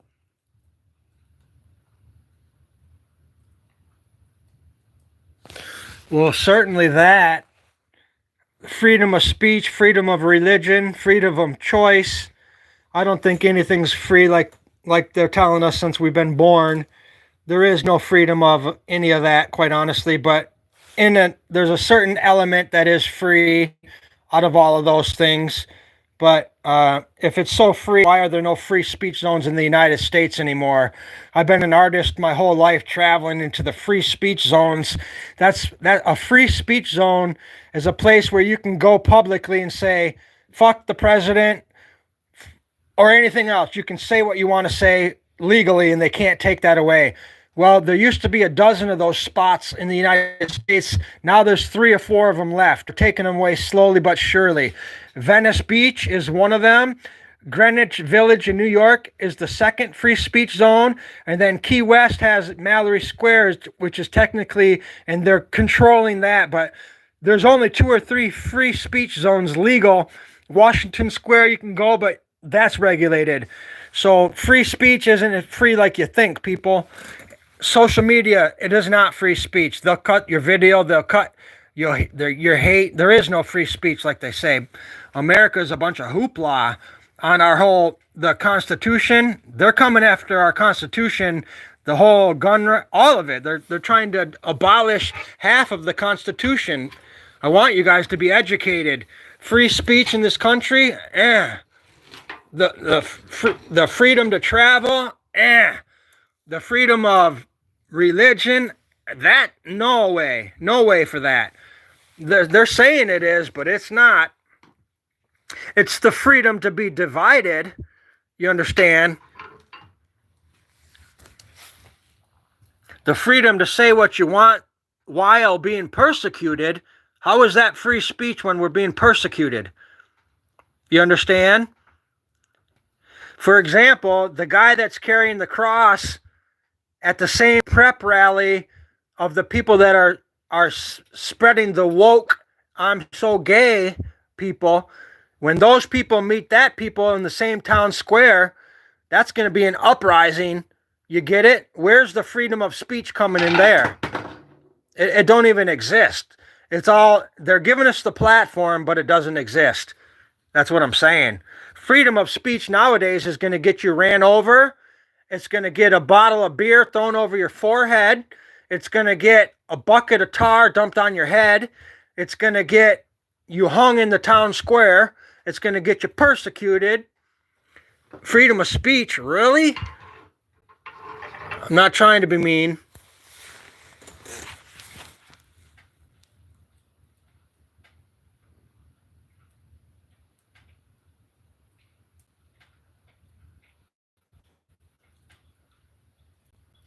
Oh man, 90% of the world, there's places you can't even talk about religion. There's places that don't let anything to do with Jesus in there. Oh no, you're absolutely right.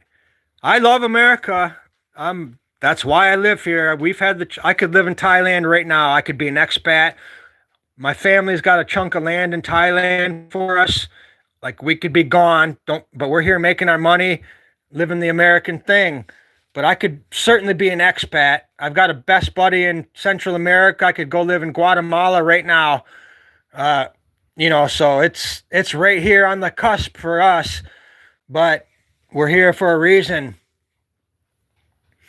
I'm sitting here talking like we don't have freedom. No, we are free. We're free to roam. We're free to say it. We're free to do it. But you will be persecuted. That's all I'm getting at. There are repercussions in this country for freedom of speech. Don't think you're going to go to the corner on your busy corner and sit and talk about Jesus all day without at least 10 people stopping by saying, fuck you. You know what I mean? Don't think you're going to talk about promoting your gay child without a hardcore Christian coming up there, So there'll always be persecution, is my point. Jesus, the greatest person to ever walk the planet of Earth, was persecuted.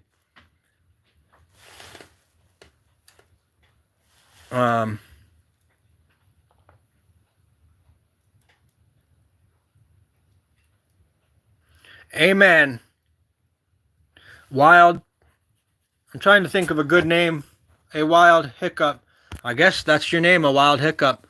I could call you Wild or Hiccup, but the Wild Hiccup sounds good to me.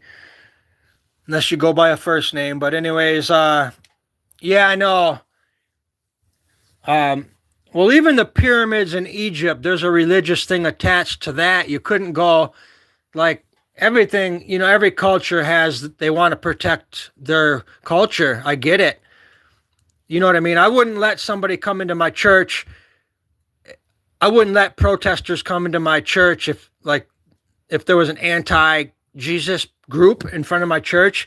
If they came into my church when I was praying, oh my Lord, with the Lord as my witness, there would be a chance that there would be a murder. Like, that's how serious I am about the Lord. Like, if you came into my church and started screaming anti-Jesus slangs, I'm going to get up off my knees and I'm going to pick up something and I'm going to knock you in the head. I would, at all costs, protect Jesus. I would give my heart and my soul and my physical life for Jesus right now today.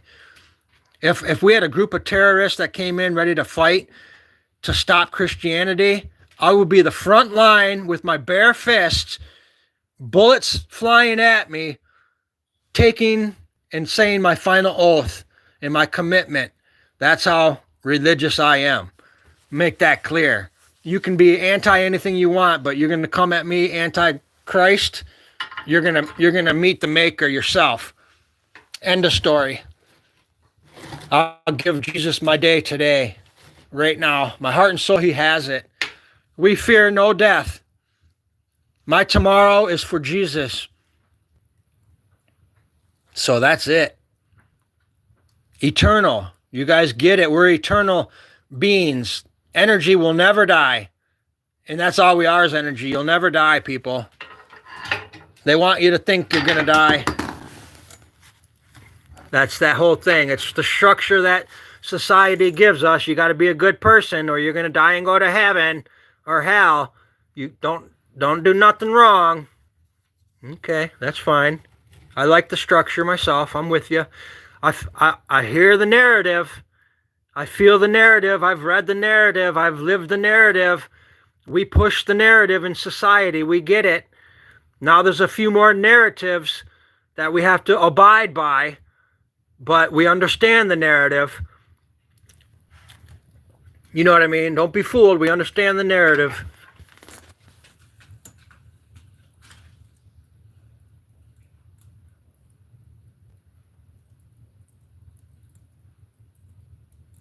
Major cold breeze coming in.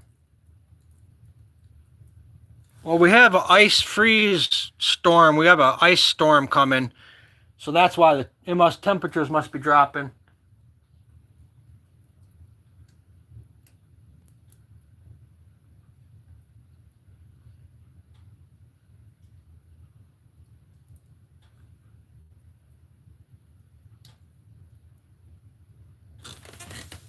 Bears in?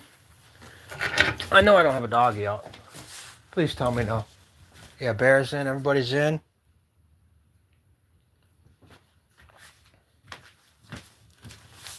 We're all in. It literally just got about 5 degrees colder in here. It's kind of weird. All the animals were just looking over there. I'm like, where'd that cold draft come from? But it's getting colder out. It's got to be temperatures changing. Just in time for that ice storm. Makes sense. It can't be a snowstorm and an ice storm. Once it's above 30 or something, it's snow. Once it goes, you know what I mean? It can't be ice and snow, temperature-wise. But, well, I better double-check a window. I don't know what happened here. Getting cold. Sorry, Coon.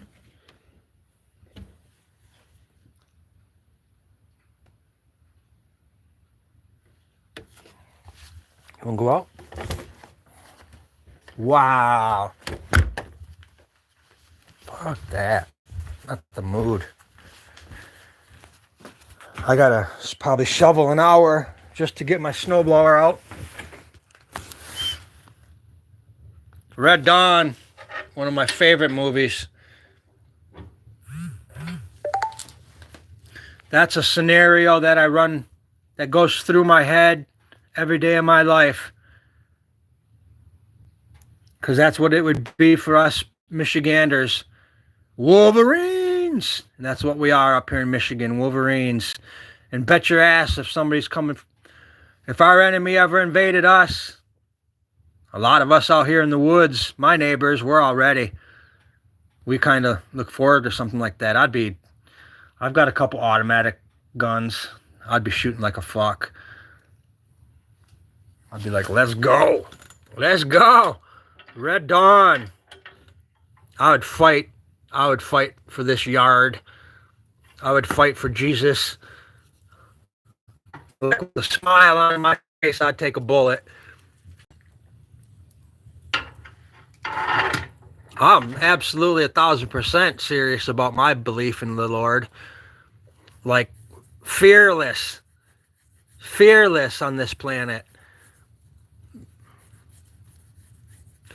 How could you be, afraid of dying when dying is life? Dying is your birth. Dying is your rebirth. Dying is when you're first alive. You're not even alive until you're dead, in my opinion.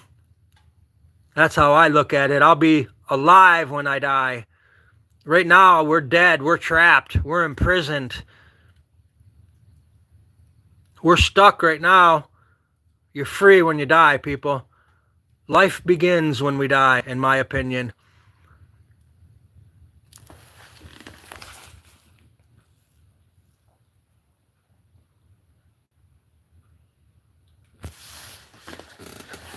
Oh, well, I don't think I'm driving anywhere today. I got to get a plow package installed on my truck. So I'm going to get the pre-plow. I've been shopping for the plow and the whole thing, but then I got to have like somebody lift it up, put it in the back of my truck, take it somewhere and have them do that. So I decided I'm going to have my pre-plow installed this week, the plow package, get that specified, a 2-bolt or a 3-bolt, and then whatever I get installed on my truck, then I can shop for the plow, as opposed to trying to find the whole package, have somebody put it in my truck, and then go somewhere, unload it, and have them do that. I'm just going to do it super easy and have it done like that. Anyways, I wish I had the capability to help. I've got a yard that I would be willing to let somebody, like Allie. Where's Allie? Allie Parker, did she leave yet? She could come stay here with me and my wife and bring an RV out here or whatever. Like, we would help somebody in a heartbeat. I sound like I'm a tough guy and anti this, but no. I'm just reading my comments here. But Allie, we had you back in a heartbeat. I don't even know you. And I'm not saying, I didn't mean to say you're not going through hardships with a leaky trailer. But my point is, this brand new $20,000 shed I'm in that's not even fixed up yet. I did the floors, the walls, the insulation. I still have more ceiling to do. And I still got cabinets to build and all kinds of stuff in here. And it leaks and it's brand new. My point is, give it to the Lord. You always are going to have something that's leaking. You know what I mean? My brain's leaking thoughts, always. So it's like I'm leaking, but my point is, you could wake up and there's a million things wrong. That's when you dig deep, get on your knees, and just envision the good Lord, what he looks like, what he smells like. Envision how soft his skin would be if you shook his hand. Envision his beautiful long hair, however it is you perceive Jesus, his cane, like if you see him on the cross. But my point is, just really get involved with the whole kind of manifestation of the Lord in your mind. Like I demand that I see the Lord when I pray. And I'm not trying to say, oh, Lord, get over here now. But he knows what I mean when I pray. I say his name 100 times. Just Jesus, Jesus, Jesus, Jesus, Lord, please come, Lord, please show yourself, Lord. And I'll do that for 100 times just to get into my meditative state, because that's what I do when I pray. I go deep, and it's just nothing but my conscious levels are focused on the Lord. I take it next level. but I have to say his name 1,000 times, and that's what I do. And then finally he comes, he's clear, and then all of a sudden, it might be, I don't know how long, because I go into a trance. I may be chanting his name 1,000 times, the Lord. I might be chanting Jesus' name for 2 hours. I lose track of time, but I say his name until he's here. Once his presence is known, and then that's when we're communicating. That's when I give him my day. I give him my heart and my soul. But before that, I make sure that I can see the Lord, and I kind of, what is the word? I'm trying to think. It's like a blanket thrown upon me, but the whole blanket covers my whole body, but it's nothing but Jesus. I want to feel like I'm cloaked from Jesus, like a blanket of warmth, a blanket of Christianity just covers me and engulfs every morsel of my existence. And that's the feeling that I try to get before I even start my prayers. That's my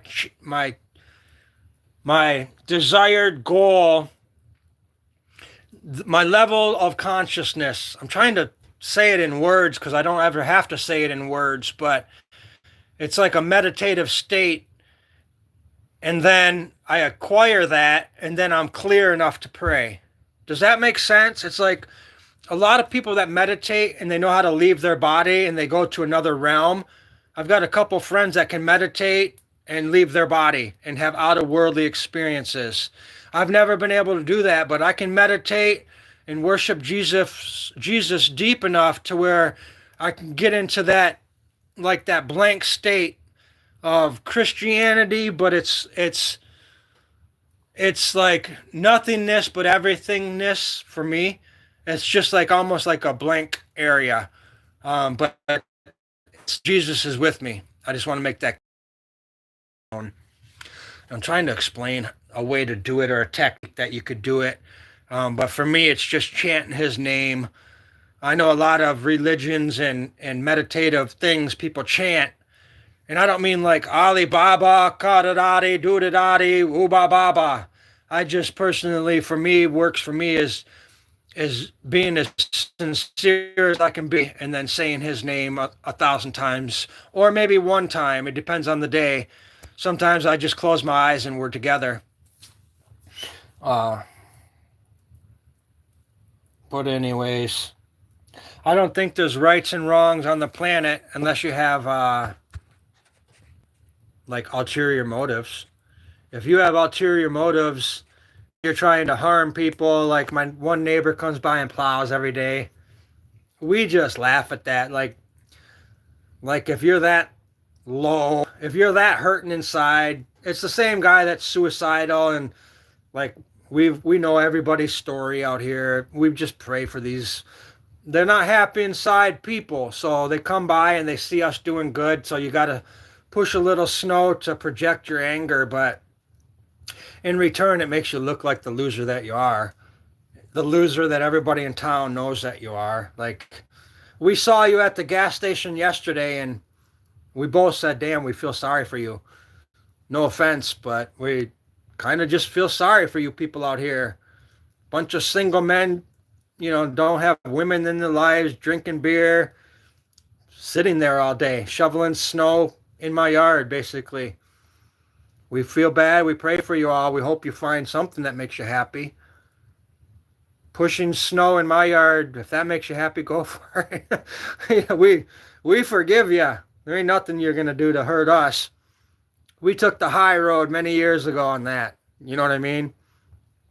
And guess what's coming? Guess what's coming? Guess what's in my driveway? My truck and my plow. Oh, yeah. I'm still not going to be devious, but you can come. I'm just going to push the snow right back. But for the one guy, you got it coming. You got another thing coming. Actually, they are. Little something.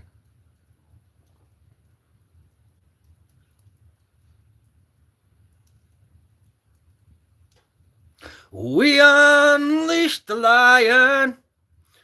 Not gonna lie, I probably should say it because I am trying to market my business, but I'll take me.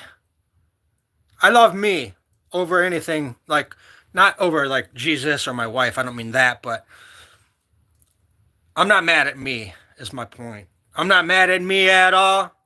I've never been mad at me. I don't get mad at me. I sometimes fall into like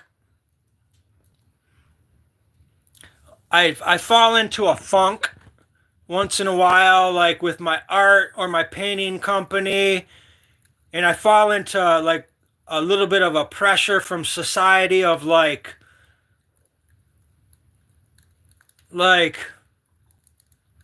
how would I say it? Not to produce,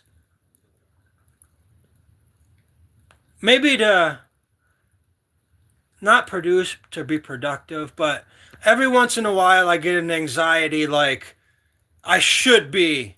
Like there's something that I should be that I'm not. It's hard to explain, like, because I've always just been kind of stubborn on what I am. Like I don't work for people. I don't put up with a lot from people. Like, you know what I mean? I'm real stubborn like that. I have the people in my life are pure and whole, and Jesus, you know what I mean? So I got to wake up with that, nothing bothering me. I'm that kind of guy. I can't have chips on my shoulder and stuff, but every once in a while I fall into society and then I catch myself. I'll be like, wait a minute here. We know who we are. We know what we are. We know where we're going. We know what we've been. We know where we came from. You know what I mean? You're born with nothing. You die with nothing. So does this in between really mean anything? Oh, I gotta get doggies outside. Sorry, brother.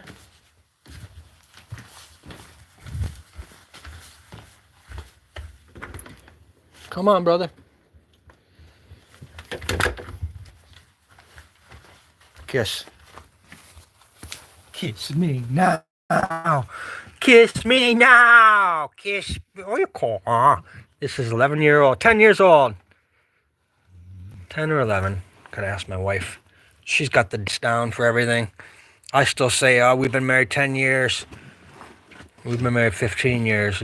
I'm not a date guy. How long you been married? 10 years. I've been saying that for 10 years. How old's your dog? Oh, 10 years old. Well, I've been saying that for 2 years.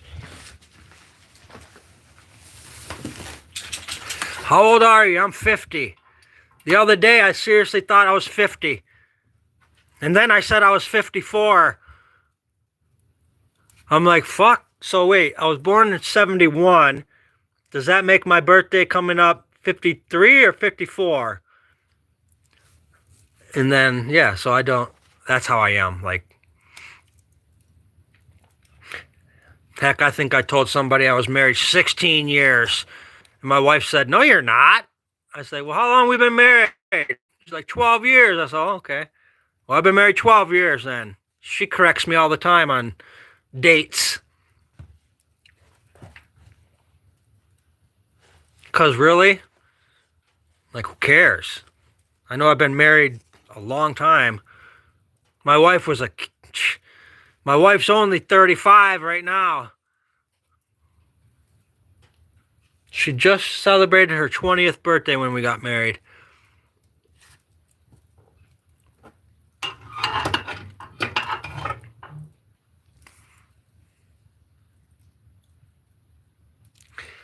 I have a huge day today. I was just curious if you guys would mind if I said a quick prayer. If that would offend anybody, but I'm going to do it anyways. But try not to cry or nothing. Just want to say, dear Lord Jesus Christ, I ask for your blessings and I pray for your clarity and strength. I pray for all of the people here with us, good Lord. We pray for humanity, of course. We pray for families on this planet, all across this earth, Lord, that are struggling with hardships. And we pray that everybody finds their clarity and inner peace, Lord. And main thing is we love you very much and we thank you for the blessings you give us, our King. Heavenly Father, we love you. Amen. Thank you, guys. We love you. Ain't nothing fake about the good Lord. Make that clear. Makes me cry every time I talk about them. Makes me cry every time. I get choked up when I talk about Jesus. And that's just pure love, joy, excitement. I have one goal. Let me flip it back to me. I have one goal on planet Earth before I die, and that's to go to the Holy Land and visit where Jesus roamed the earth.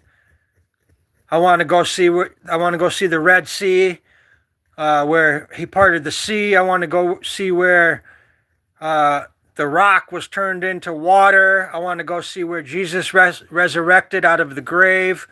I want to go see where the Last Supper took place, because they know all of those spots. The Bible shows you exactly where those spots are. But that's my one goal in life, is to go where Jesus roamed the planet. I don't know if I might have a heart attack if I went there. I watch the tour groups that go where Jesus rose out of the grave, and I don't know if I could physically handle that. I would probably pass out or something.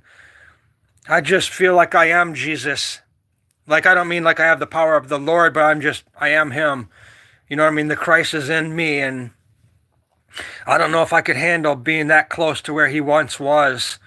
I for sure would break down. I break down right now thinking about where he was, but could you imagine going to the same spot where he rests? And you know what I mean? The same villages where he was when he was a child. I don't know. That would be pretty magical to me. I couldn't imagine anything more magical than seeing where Jesus roamed the earth.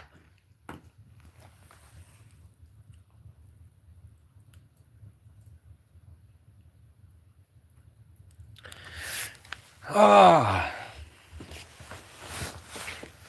be nice to pass on walking the dogs. Gotta take a look. First thing is going to take me an hour to shovel outside just to get a path. That usually takes about an hour to get my snowblower out. We'll check it on out.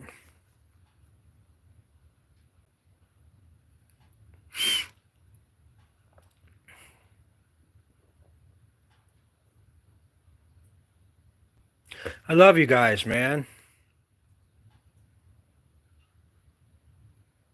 Really do.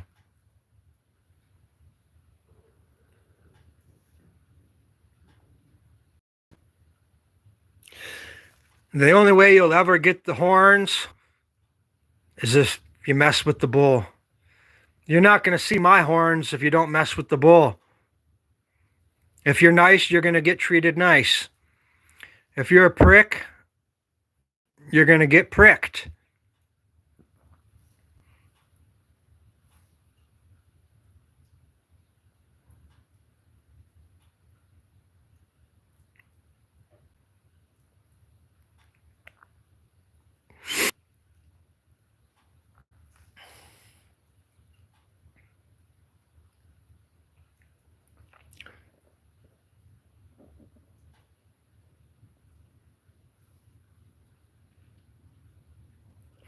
Guys want to go look at my snowstorm?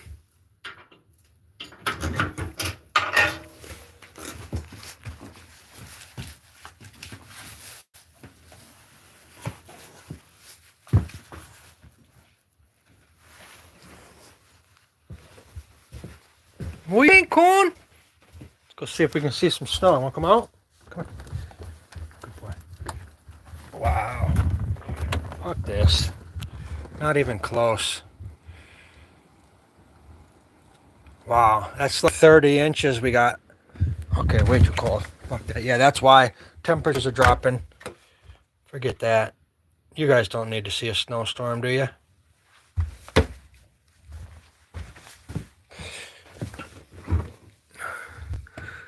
What's in the fridge? Think what we're eating. I'm hungry. Hungry already? Hi, honey. Getting cold, huh?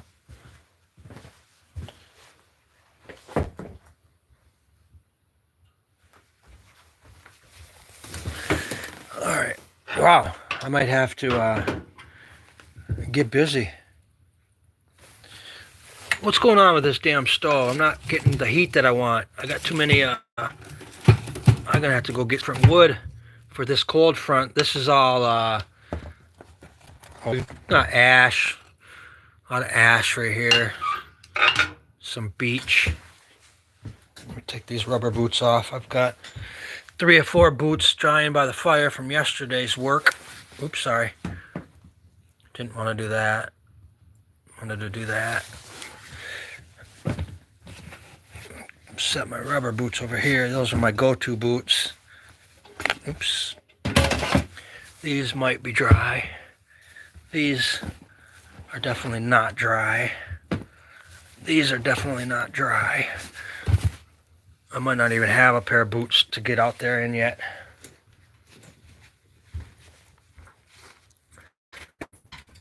Get some small stuff. Oof. Well, it takes freezing temperatures to have an ice storm. I thought she said yesterday, but that ice storm must be coming right now. Which sucks because that's not going to give me time to blow that snow. I like to blow the snow before it's ice snow.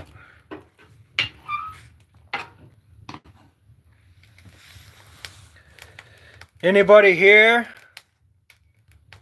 Can anybody hear me still? You guys want to see my artwork? Anybody want to see some artwork? You got to comment yes if you want to see my art. I have a couple 25 small paintings on my desk right now if you guys want to see them. Prints available. I sell all my art on TikTok and YouTube. And soon they'll be shoply.com exclusively. Once my storefront opens, I am only selling my art on my website.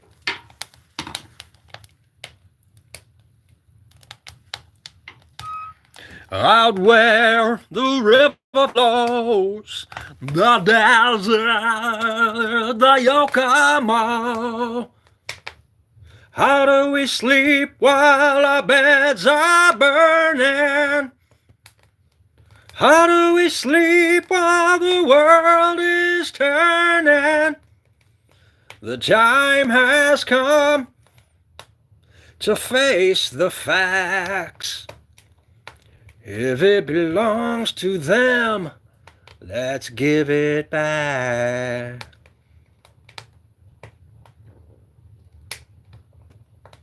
I don't want to go play in the snow. I don't want to play in the snow. I want a protein bar, but I can't open the box until I do an unboxing. Got a bunch of good protein bars. The best in the world right now. The best bar I can find. Taken away from any other protein bar. But I'm not shitting you.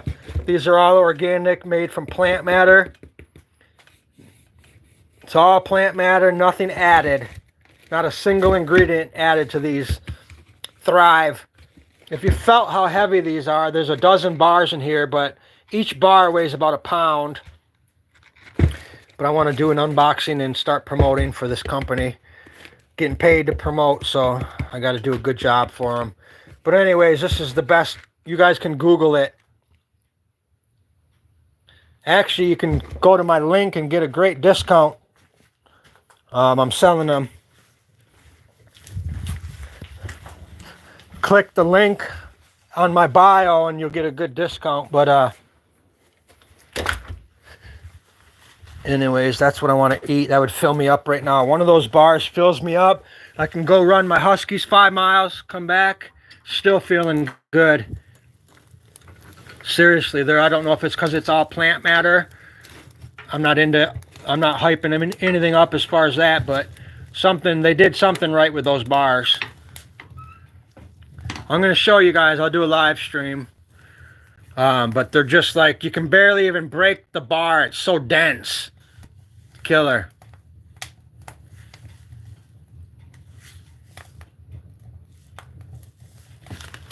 Well, let's make some toast.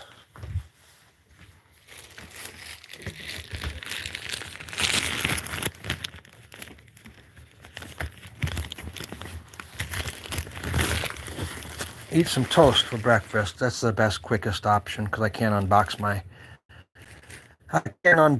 granola bars yet. I'm coming. See if I throw some toast on the stove.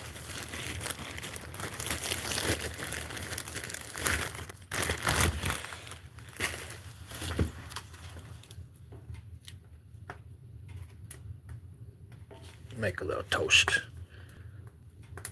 That one ain't gonna fit. Do half a one.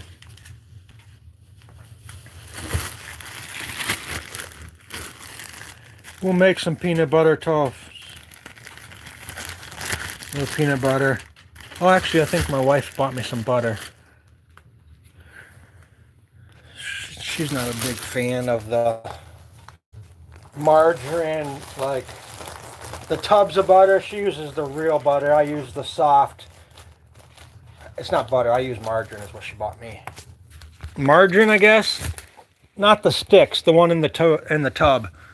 That's the ones I use. I guess that's margarine. Forget. I don't even know what margarine means. What is margarine? You know what I mean? Like, really? Come on, brother. Too cold. Good boy.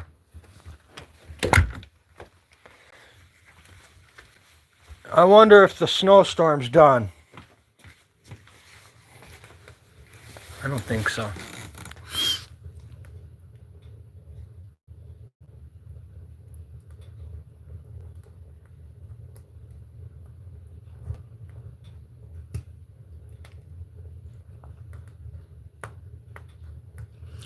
Out where the music flows,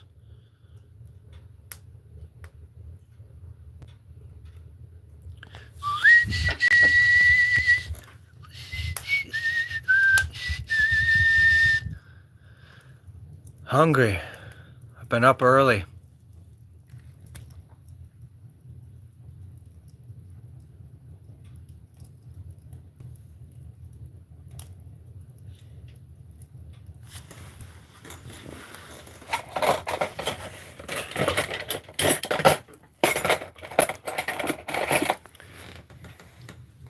Weapon of choice. Gotta kind of slide it right under there. Kind of flip it on over. That way. Gotta just know how to do it.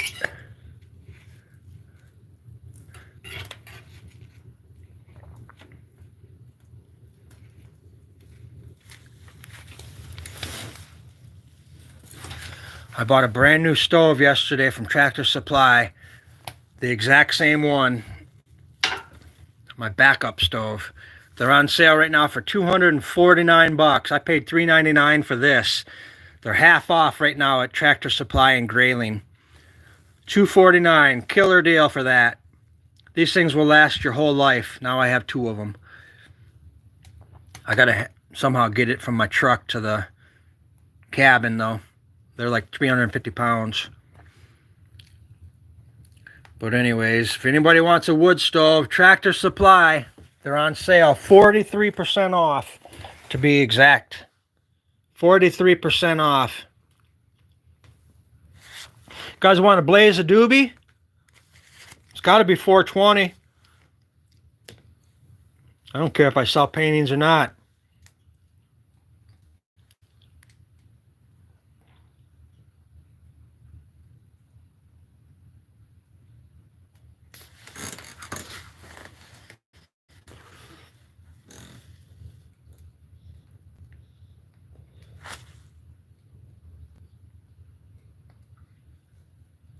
Can't even feel my feet. How's that for some good looking toes though, huh? It's the best damn looking toes you're going to see this morning. These are straight up YouTube toes. Best damn toes on YouTube. Ronnie, Bobby. This one's Ronnie, that's Bobby, that's Ricky and Mike. If I love the girl, who cares who you like?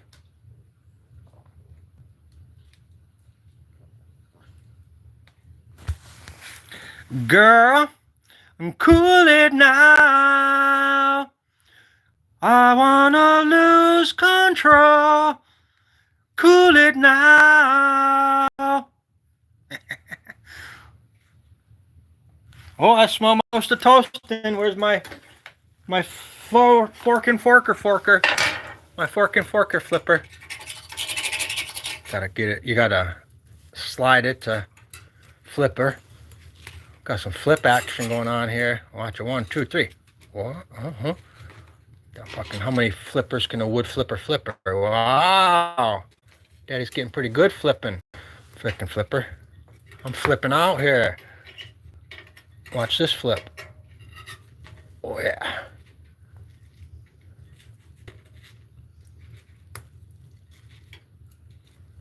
It's gonna be good.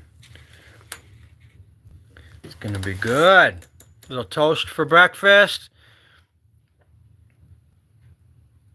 The morning rain clouds out my window. Where's everybody? Come on, people now. Smile on my brother. Get together. Oh, I got someone outside. What's the matter?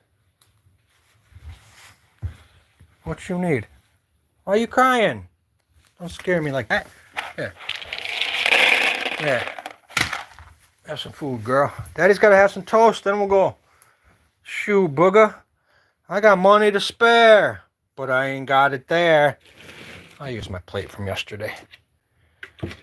I'm nasty. My wife's not nasty, but I'm a little don't give a shit kind of guy. You know, the same water I take a bath in, I wash my dishes with. Just joking. That would be nasty. But for today's conversation piece,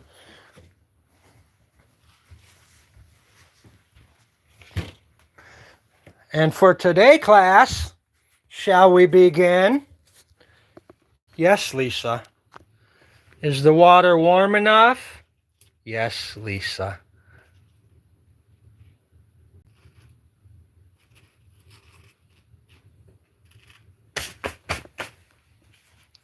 Ooh, ooh, ooh. Bella, leave me alone. I have no anxiety from you, girl. Period. You want to go outside, be big girl?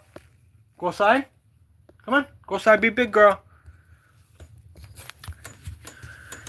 She's the first one that won't walk. First one to cry to go out, and the first one to run back in.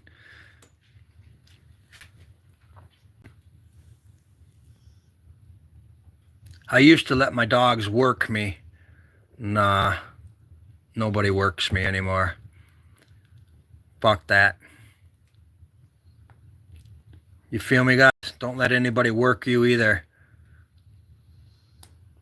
I'm talking wife, siblings, animals. You do what you do that makes your heart feel good every single day. I ain't letting nobody work me. And you know what I mean by work me? Manipulate, try to Nah, nice try. Nice try.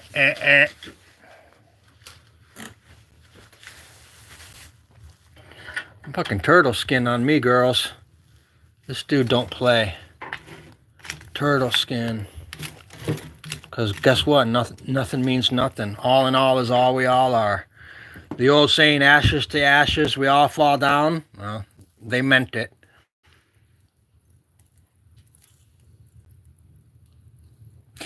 You don't have to worry, people. You'll never be dead until the last person that knows you forgets about you. The last person to ever say your name, then your death begins. But if people are around remembering you, you'll never die. You're only dead when the last person that knows you dies. Then you're dead. Think about it. If someone's saying your name, if you have grandkids that had grandkids 100 years, 3,000 years later, oh, I remember that great-grandfather. He was the one that... Anyways, that last person that dies and forgets about that person, your death begins that moment. You're never dead if someone's thinking about you. Well, that's old folklore. That's according to the natives. There's 3 tiers of dying, and the final death is when the last person that would ever, the last time somebody said your name ever in life, because there will be that time. There will be a time where your last generation is gone and they didn't know great grandpa. And that's when you rest in peace at that moment.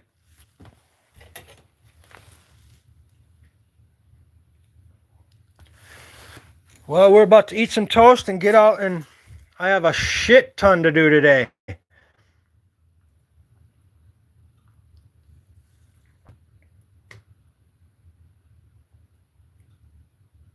First, we got to put I should have did that unboxing yesterday so I could take some protein bars.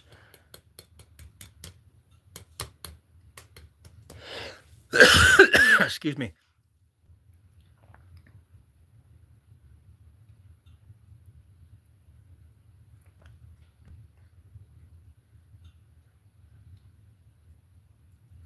Good live stream. I for sure got about 10 hours of watch time on this one.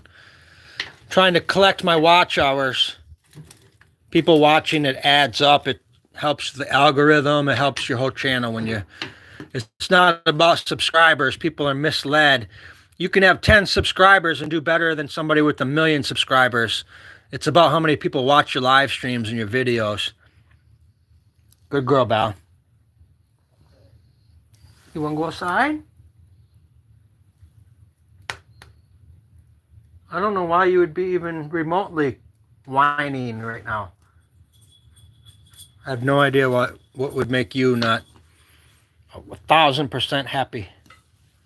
She's been fed. She's had belly. Oh!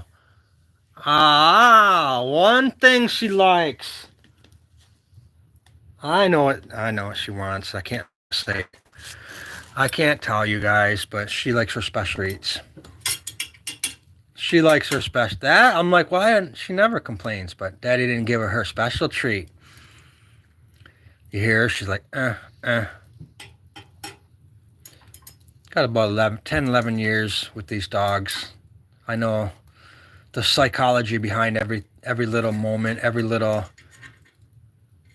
pull the wrong direction, every little stop, every little gesture. I have every moment with these dogs. But now I know what she wants.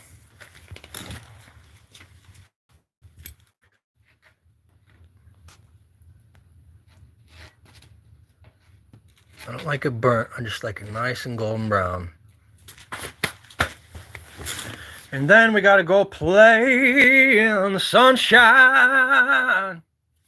Girl, I'm playing in the sunshine. Let's go. Playing. That's the old band Fishbone from the 80s and 90s. You guys ever heard of Fishbone? They opened for the Chili Peppers back in the day. They still tour, believe it or not. They're a West Coast band.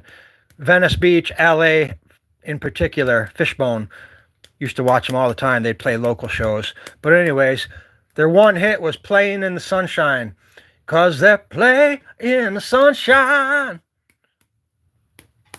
Anyways, Google it. Fishbone. Excellent band.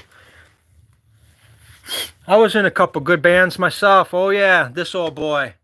This old boy right here used to play. Oh yeah. I'm definitely a music guy. A lyricist. I know a shit ton of lyrics. Matter of fact, most things I say are somebody else's. I'm just reciting somebody else's song.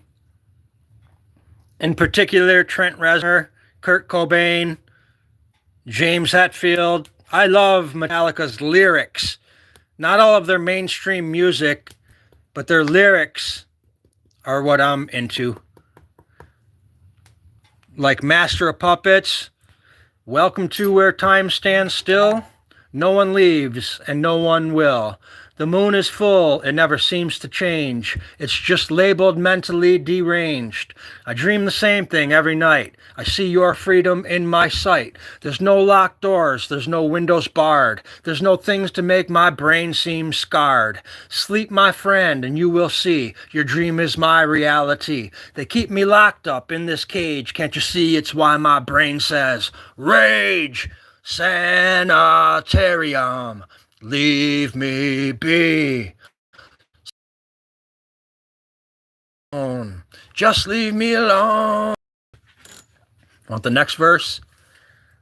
I know every Metallica album, every song. You could tell me a song right now, any Metallica song, and I could recite the whole song live right now, singing. Any song. Test me if you don't believe me. I'm a lyricist. That's how my brain thinks.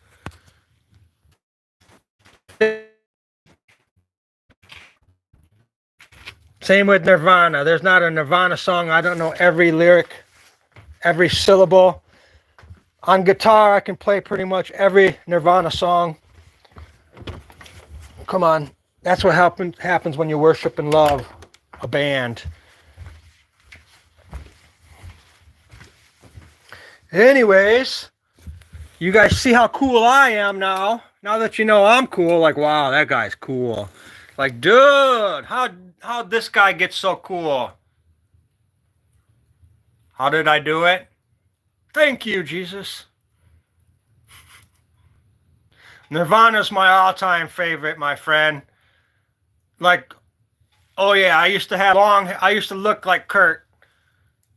Believe me, I worship and idolized Nirvana, Kurt in particular.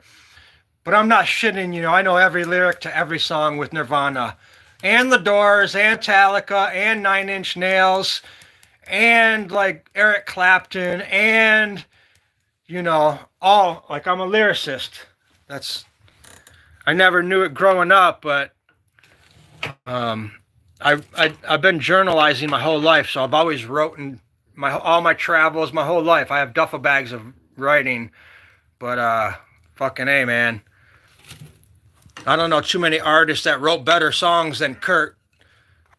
You know, Kurt's couple of Nirvana songs were written by David Bowie. A lot of people don't realize Nirvana, a couple of their number one songs, Nirvana didn't even write. But you gotta be a fan to understand. You know what I mean? That's the same with The Doors. They got some of their music. Well, here's the old saying, guys. Good artists borrow ideas, but great artists steal ideas. And that goes with music. That goes with, because we're all influenced by something. Like, you got to understand, like, blues derived from the old country. I'm talking about genres of music. You get it? Like bluegrass evolved out of, like, you know what I mean? Folk, for example. So we're all just an evolution, like kind of taking bits and pieces that inspired us. That's all it is. And now we have the modern bluegrass guys, like, say, Tyler Childs, and then, what's the new popular bluegrass guy? He's saying, he's the new awesome bluegrass guys. But he's even said, no, he's incorporated his bluegrass from all of the old great blues artists, the old folk artists, and then a lot of the contemporary bluegrass artists. And he took all of those styles, and that's how he's emulating his style. Or he's emulating their styles to create his style. I'm sorry. And that's all we do. That was my point. Anyways, what's his name? He's got the red hair and the red beard, and he's got that popular song. Anyways, it don't matter. I'm hungry. That's what matters. I'm damn hungry. Slow motion. Hot, but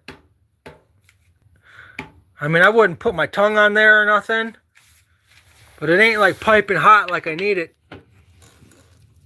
Just, it's ready. Like I said, I I have a brand new one of these sitting in my truck. I gotta back that truck up today, get the wheelbarrow out, and have the wife help me. But it's brand new. This one, it's called a baffle plate, and a baffle plate is that styrofoam. It's not styrofoam. It's actually fiberboard. It's the plate that's on top, and it's there to regulate the airflow. For example, because there's 3 bars up top here, if you look, and then that baffle plate sits above the bars, but those bars have holes in them, and the air comes in and up and under the bars, the baffle plate, and it's what regulates the airflow. And that's why they have this little indentation right here. There's a little lip here. Baffle plate, bars, airflow's coming in, coming up and around, and it sucks it in. Well, when I opened this 3 years ago, I pulled all the styrofoam out, and the legs were in there, and the tools were in there to put it together. And I saw that baffle plate, and I mistakenly ripped a piece off. I thought it was styrofoam. So I've been running this thing for 3 years without a baffle plate up there. And therefore, my draft hasn't been good. It's not as good as it could be. And that's why I bought that new stove yesterday. So now I know. When you open it, don't take the styrofoam from the roof. That's called a baffle plate, and it's there for a reason. And they're $85 to replace it. That's why I'm like, fuck that. I'll go buy the brand new wood stove for $250, and that's what I did yesterday. These are 43% off at Tractor Supply right now. If you go to Tractor Supply, they're $2.99 or $2.49. I'm sorry, what did I say? Yeah, $2.49, not even $2.99. These are $2.49 right now. That's a killer deal, by the way. For a United States stove, these are made in the United States. This is straight up cast iron. These are the best built, in my opinion. United States Stove Company is one of the best, if not the best. And these things are built to last. So yeah, you guys should go get one for $249. You can't beat that. Well, I smell the toast. I gotta burn a fatty. Get my head straight. What? What? What? Whoa! Blue skies. Woo! How's that for snow, y'all?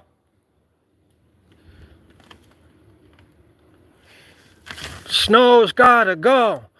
I'm gonna go to Washington and protest the snow. We protest everything else. Snow's gotta go. I'm not woke. The snow's gotta go. Snow not woke. Anything. Now we fight for everything. Americans, we just argue. Snow, not rain. Or anything we can fight for, we're going to fight for nowadays. How about people, not the steeples? We the people, not the steeples. You get it? You guys even get it? We the peoples, not the steeples? No, you don't get it. I can't explain that one. That get kicked off. I bet you one person might understand that. Anyways, we're going, guys. Let there be light. Woo! So now I'm in a touchy situation. Here's the situation. My parents went away on a week's vacation. They left the keys to the brand new Porsche. To make a long story short, when the cop pulled me over, I was scared as hell. He said, "Do you have a license?" I said, "No, but I drive very well." Anyways, here's my dilemma. If I wear my snowmobile pants, I can't wear my cowhide suit out there blowing. I'd sweat death. I'd shrivel like a raisin. I can't wear my snowmobile suit. That's designed to keep the heat in. You know what I mean? If you're heating from the inside, you'd be sweating. And they tuck my legs and just basically I gotta wear my snowboarding clothes, my snow pants, my snowboard pants, which have a layer on the inside. You know, it's like wearing, what am I hearing? Anyways, I don't have pants to go out and shovel and blow snow. It's either my Carhartts, which are like 1,000 pounds heavy, like the professional ones. It's either my snowmobile suit. Those ride me like leggings. They're so tight and thin, or not thin, but so tight and like fitting almost. They're great for when I ride the sled, but not for sweating. And then my snowboard pants, which are again designed to hold the heat in. So if you're perspiring, they're not. What I should do, and it sounds silly, but I'm thinking about putting boots on and wearing shorts with long socks and just leave my leg exposed because I sweat and I can handle the cold. I like the cold. I can go out there barefoot right now. So that's what I might do. Wear shorts and just put the, oh yeah, we're burning up now. But that's a lot of snow I'll be moving. Main thing is you gotta stay hydrated too.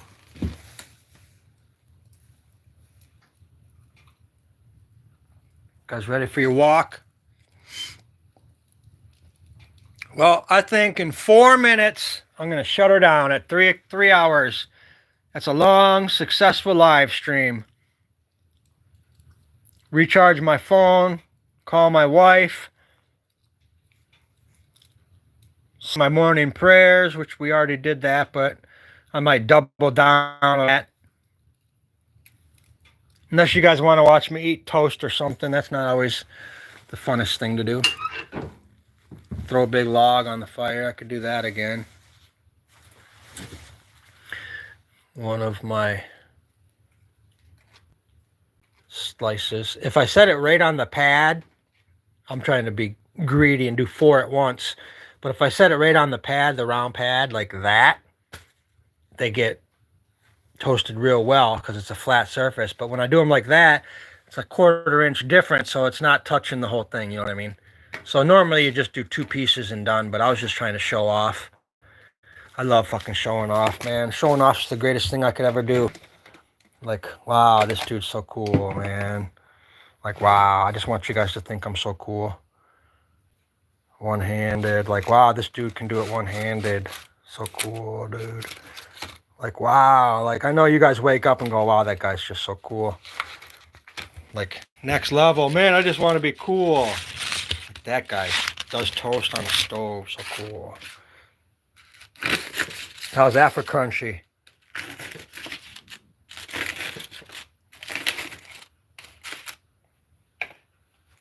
There we go.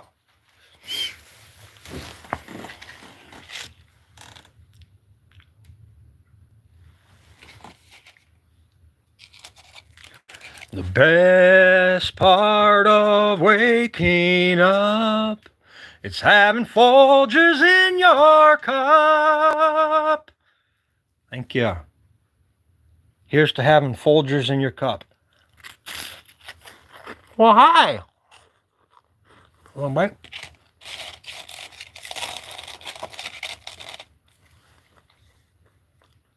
No? How about that? With no peanut butter.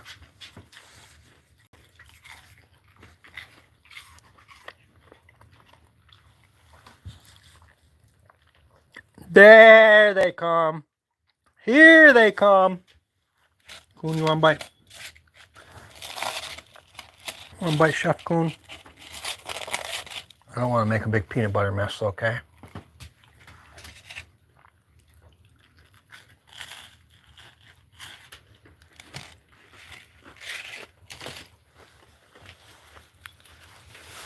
I don't know what I'm cooking today.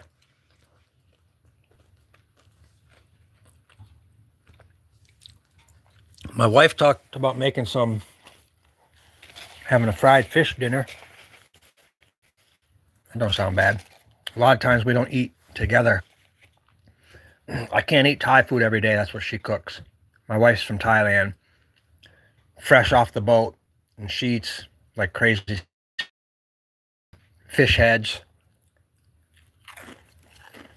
They don't play in Thailand.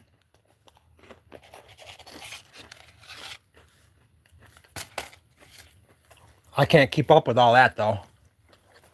I do my best eating pad thai, but I do draw the line. But I'm not afraid of eating grasshoppers. There's more protein in a grasshopper than there is a hamburger, that's for damn sure.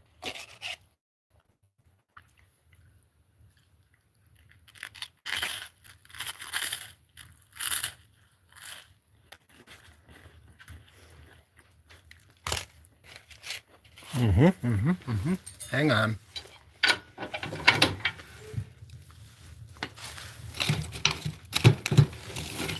Oop, gotta be careful.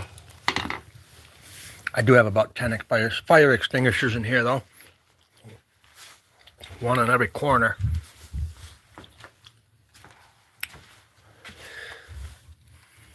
I gotta get out there.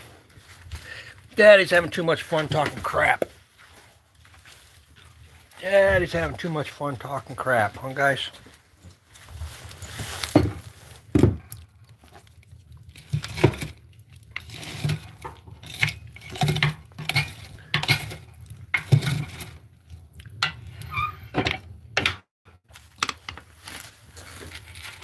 Flip those around.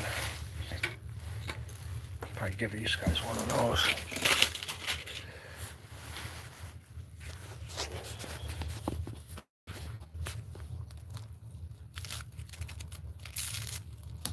Oops, there's one.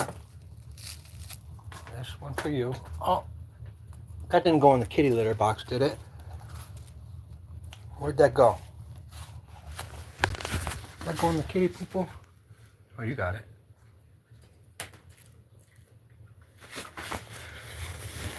Hi, Smile.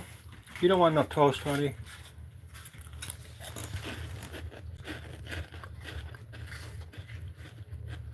Wow, I don't want to go out. I do not want to go shovel snow like that.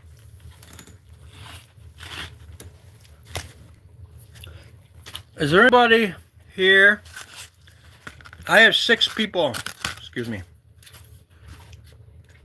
7 people. Could anybody Google to see if the storm's done in Michigan? I live in northern Michigan. I was wondering if somebody knew how to Google that while we're on live.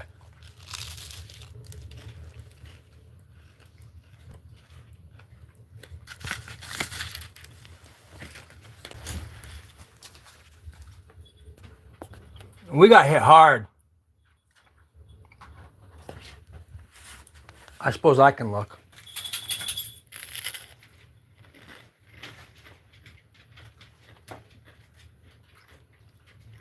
Bite. Well, you want a piece of toast, honey? You don't like toast, do you? See, my kitty wants a piece of toast.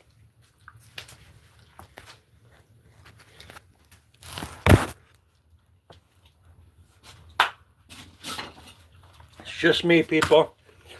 Me being me. Watching you, watching me. I'm just watching you, watching me.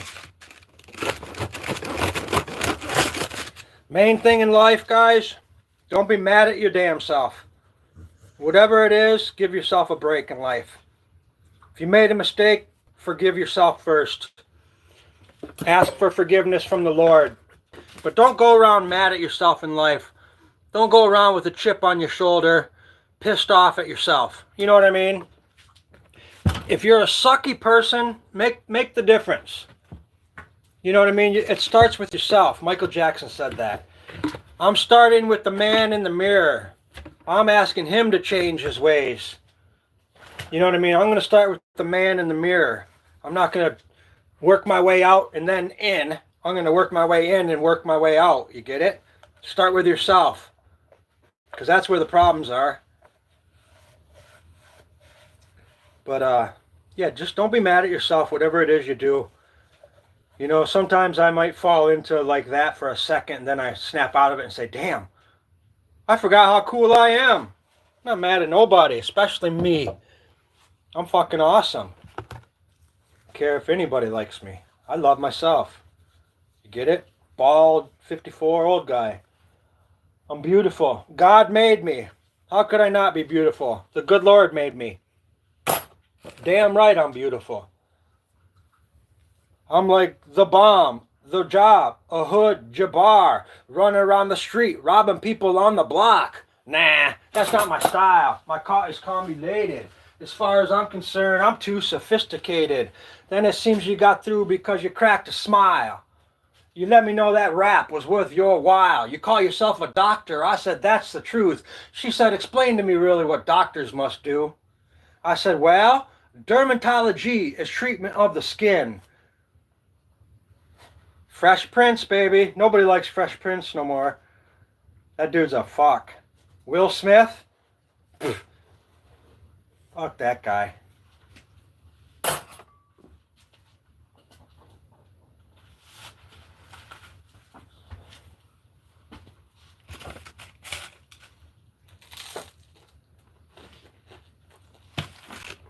You want a bite? Yeah.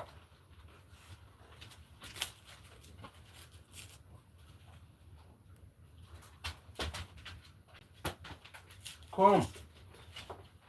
There.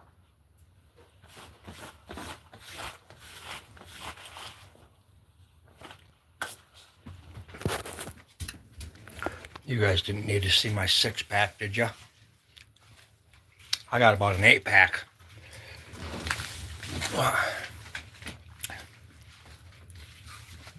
I stay fit. This lifestyle, I stay in shape.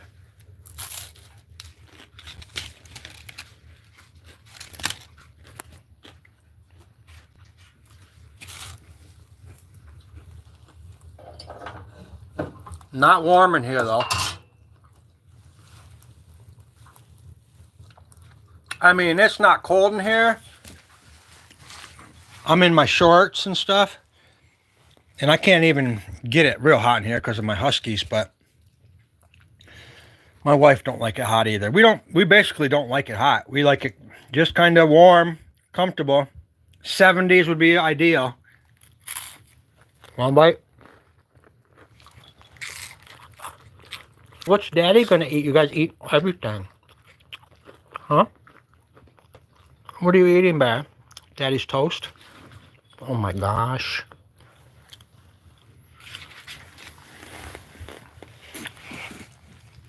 My challenge today, I challenge myself that I can be. I challenge myself to be the best version of me today. You know what I mean? Forgiving people has always been a weakness of mine. Like, I've got one guy in town that's got it coming. I got a guy out here that's got it coming. You know what I mean? But besides those two guys, I'm trying to forgive. I'm trying to learn how to forgive. But a couple people push the button too many times. You got to get at least a little something coming. So I got 2 people got coming back. Other than that, I'm trying to forgive.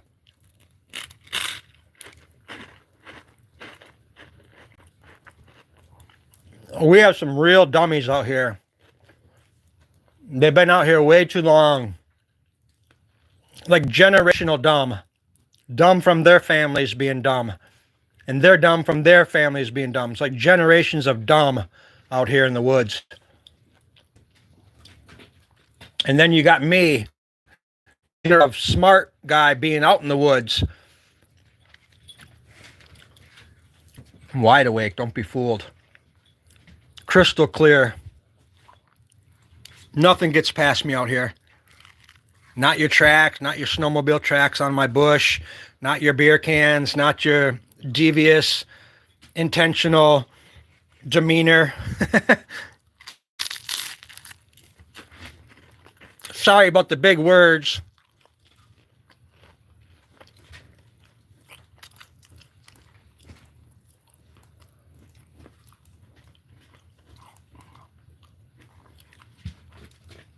Look at these guys. Johnny on the spot. What are you doing? What are you doing, Daddy? Careful for the heater, brother. This guy walks right up to the wood stove like nothing. Careful. You can burn your hair off. That would suck. I'd have to use a fire extinguisher on my dog. Come here, Bear. You can't bite. I just want you to be careful over there.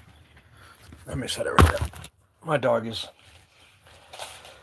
I know YouTube, probably not good for him, but what is good for anything? Here. This is supposed to be my breakfast. One for you. One for you. You guys want a bite? Come here. One for you. One for Ty. Chef Coon. One for Big Boy. Wow. Alright.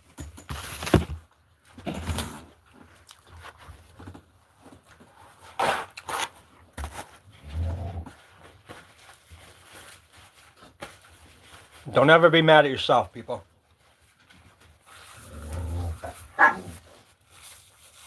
And I seriously freaking mean that. I want you to love yourself like you've never loved anything. I don't care if you've been divorced twice. Every relationship you've had is a failure. You still need to love yourself. You know what I mean? Just because two people don't work out, that don't mean anything. A lot of times people are better off not being married. I could have been that guy. Marriage, I love my wife dearly, but I was, I didn't, being married, that was never my goal. I wasn't the guy that wanted to say, oh, I'm going to be, by the time I'm 20, I got me a wife. No, hell no. Just the opposite of that. But anyways, different folks, different strokes. What works for you is almost guaranteed not going to work for me. And what works for me most likely wouldn't work for you. But we're about to run some Huskies.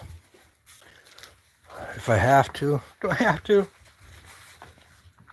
Shut some lights off from the nights.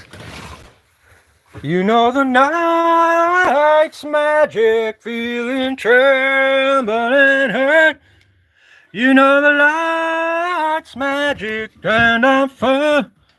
Can I just have one more moon dance with you, oh my love? It's a fantabulous night to make romance beneath the sun and the moon and the stars.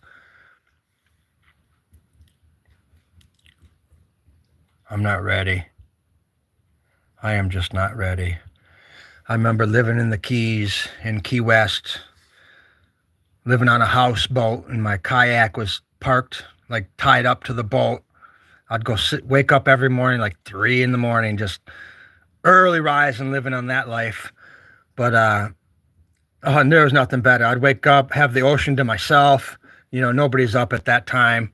People are maybe just going to bed. I'm talking about off the hook life, out on the boats, not in town, Key West. I'm talking about when I lived on a boat.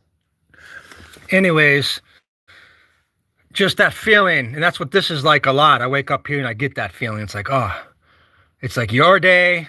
You know what I mean? There's something about it. It's liberating. It's success for me. Waking up, having the decision. Having the ability to make the decision, that's success for me. It doesn't come monetary. It doesn't come religiously. It doesn't come... It's like, as a human, the ability to make a decision daily is my success in life. That's it. That's the only success I have. My relationship with the Lord is first and foremost. I don't have to say that anything, the Lord's first. We're talking human stuff. Lifely, worldly, earthly stuff, not religious stuff. Because I'll make it clear, I'll say it one last time. Jesus is the reason for my existence. Jesus is the reason for my future. He's the reason for my past. So I don't want you to be fooled. All right, we're going to throw a log on, and I'm going to hang it on up. I got to get out there and fire up my snowblower. First, I want to make sure the whole storm's gone.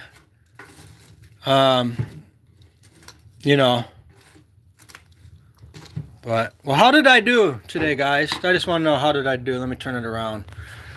How am I doing today? Did I do a good job? What do you think? Eating in front of you, eating with my mouth closed. I tried to be well-mannered. I tried to promote positivity. We tried to talk about the Lord. I try to encourage your children to be children and not a boy if you're a girl or a girl if you're a boy. We're trying just to be natural and healthy. I'm just curious, what do you guys think? How did I do? Any comments, questions, concerns, critiques? Room for improvement? I like long walks on the beach. I like holding hands and skipping stones. Do I qualify? I like travel. My favorite color is blue. I don't even think you understand why I'm saying that. Do you guys? You understand why I said that? No, you don't. Well, I could play some songs for you, but I want to get going. I hate to hang up when I have people here because, why do I? Because I'm collecting my hours. I'm collecting my hours on YouTube, man.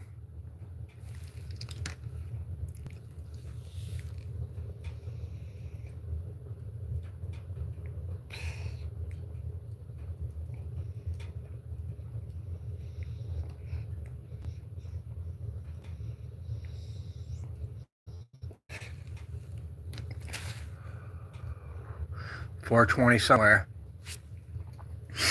I remember living in Venice. The best time of my life, besides Hawaii, I'm talking about my freedom years. Living on the Hawaiian Islands was pretty awesome, I'm not going to lie. But some of my national park jobs came real close to Hawaii. My first year in Yellowstone in 1995, I worked at Lake Hotel, which is on Lake Yellowstone. It's the furthest northest part of the park. Anyways, it's the big hotel there, the yellow one that's on Lake Yellowstone. In the 90s, there was a creek that came from the side of our resort, and it ran and it drained right into the lake. But my point is, you'd see like salmon carcasses and lake trout carcasses and all kinds of fish carcasses there, and the wildlife, they'd just be on the banks like fighting and eating. But man, we've seen, one year we saw a wolf and a bear fighting over a fish. An eagle landed on the bear, was riding on the back of the bear. It didn't even with a fish, his own carcass in his mouth. Like, I mean, the ecosystem in Yellowstone, that's what my point was.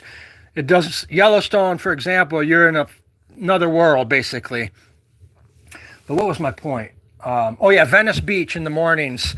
Out of all the places I've traveled, Venice Beach, California, as an artist, waking up with all the other artists at like 5 in the morning, setting up your show at the beach. Just the air, the smell, the music's going, the sage burning in the background, usually the drum circle's still going, the essence, the vibe, my favorite mornings, hand down.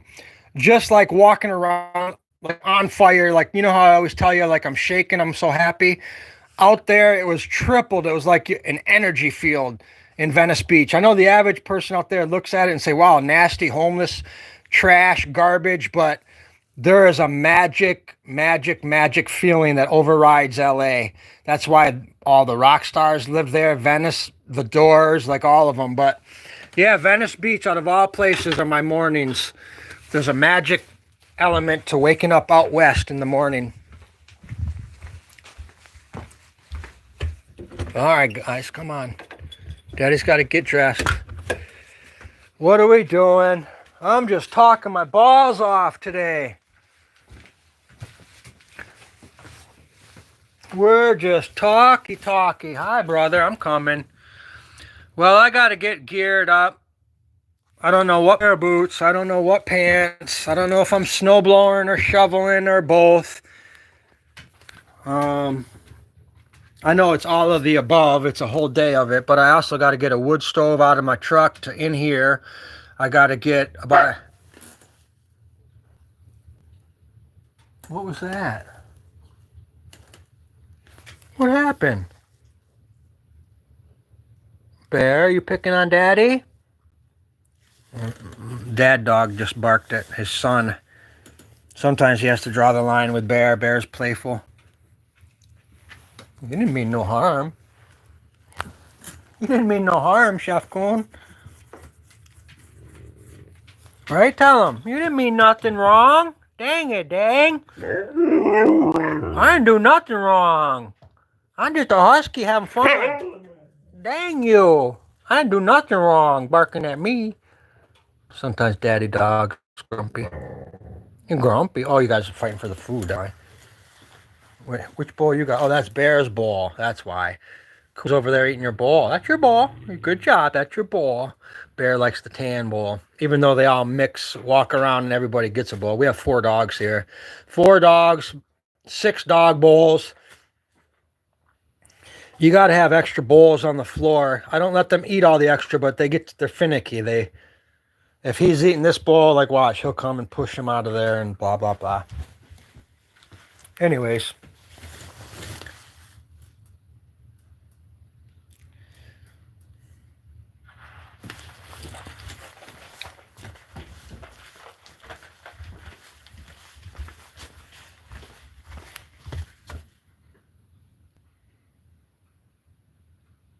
Wow. Just wow. I love me, so I'm not mad that I'm going to say it, but I got to blaze me a fatty today to get my mind straight.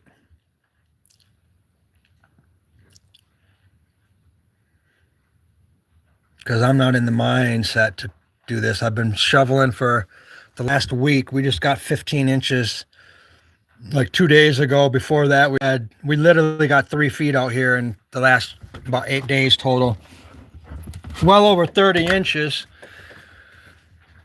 And then we got that picnic table was cleared last night, which is scary. And that's like a 3-foot pile. There's just no way we got 3 feet of snow last night.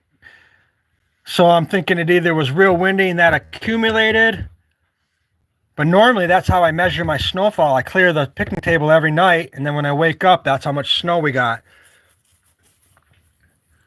But I also did clear my truck and the van last night, and that's looking like 3 feet on top of my truck and van. And we were only expected 15 inches last night, but I'm having to say it is looking on the 2 feet side. A little bit more than 15 inches last night. Which means my roof will start leaking. But I don't have anxiety.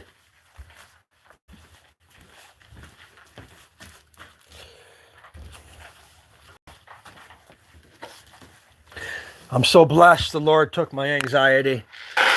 There.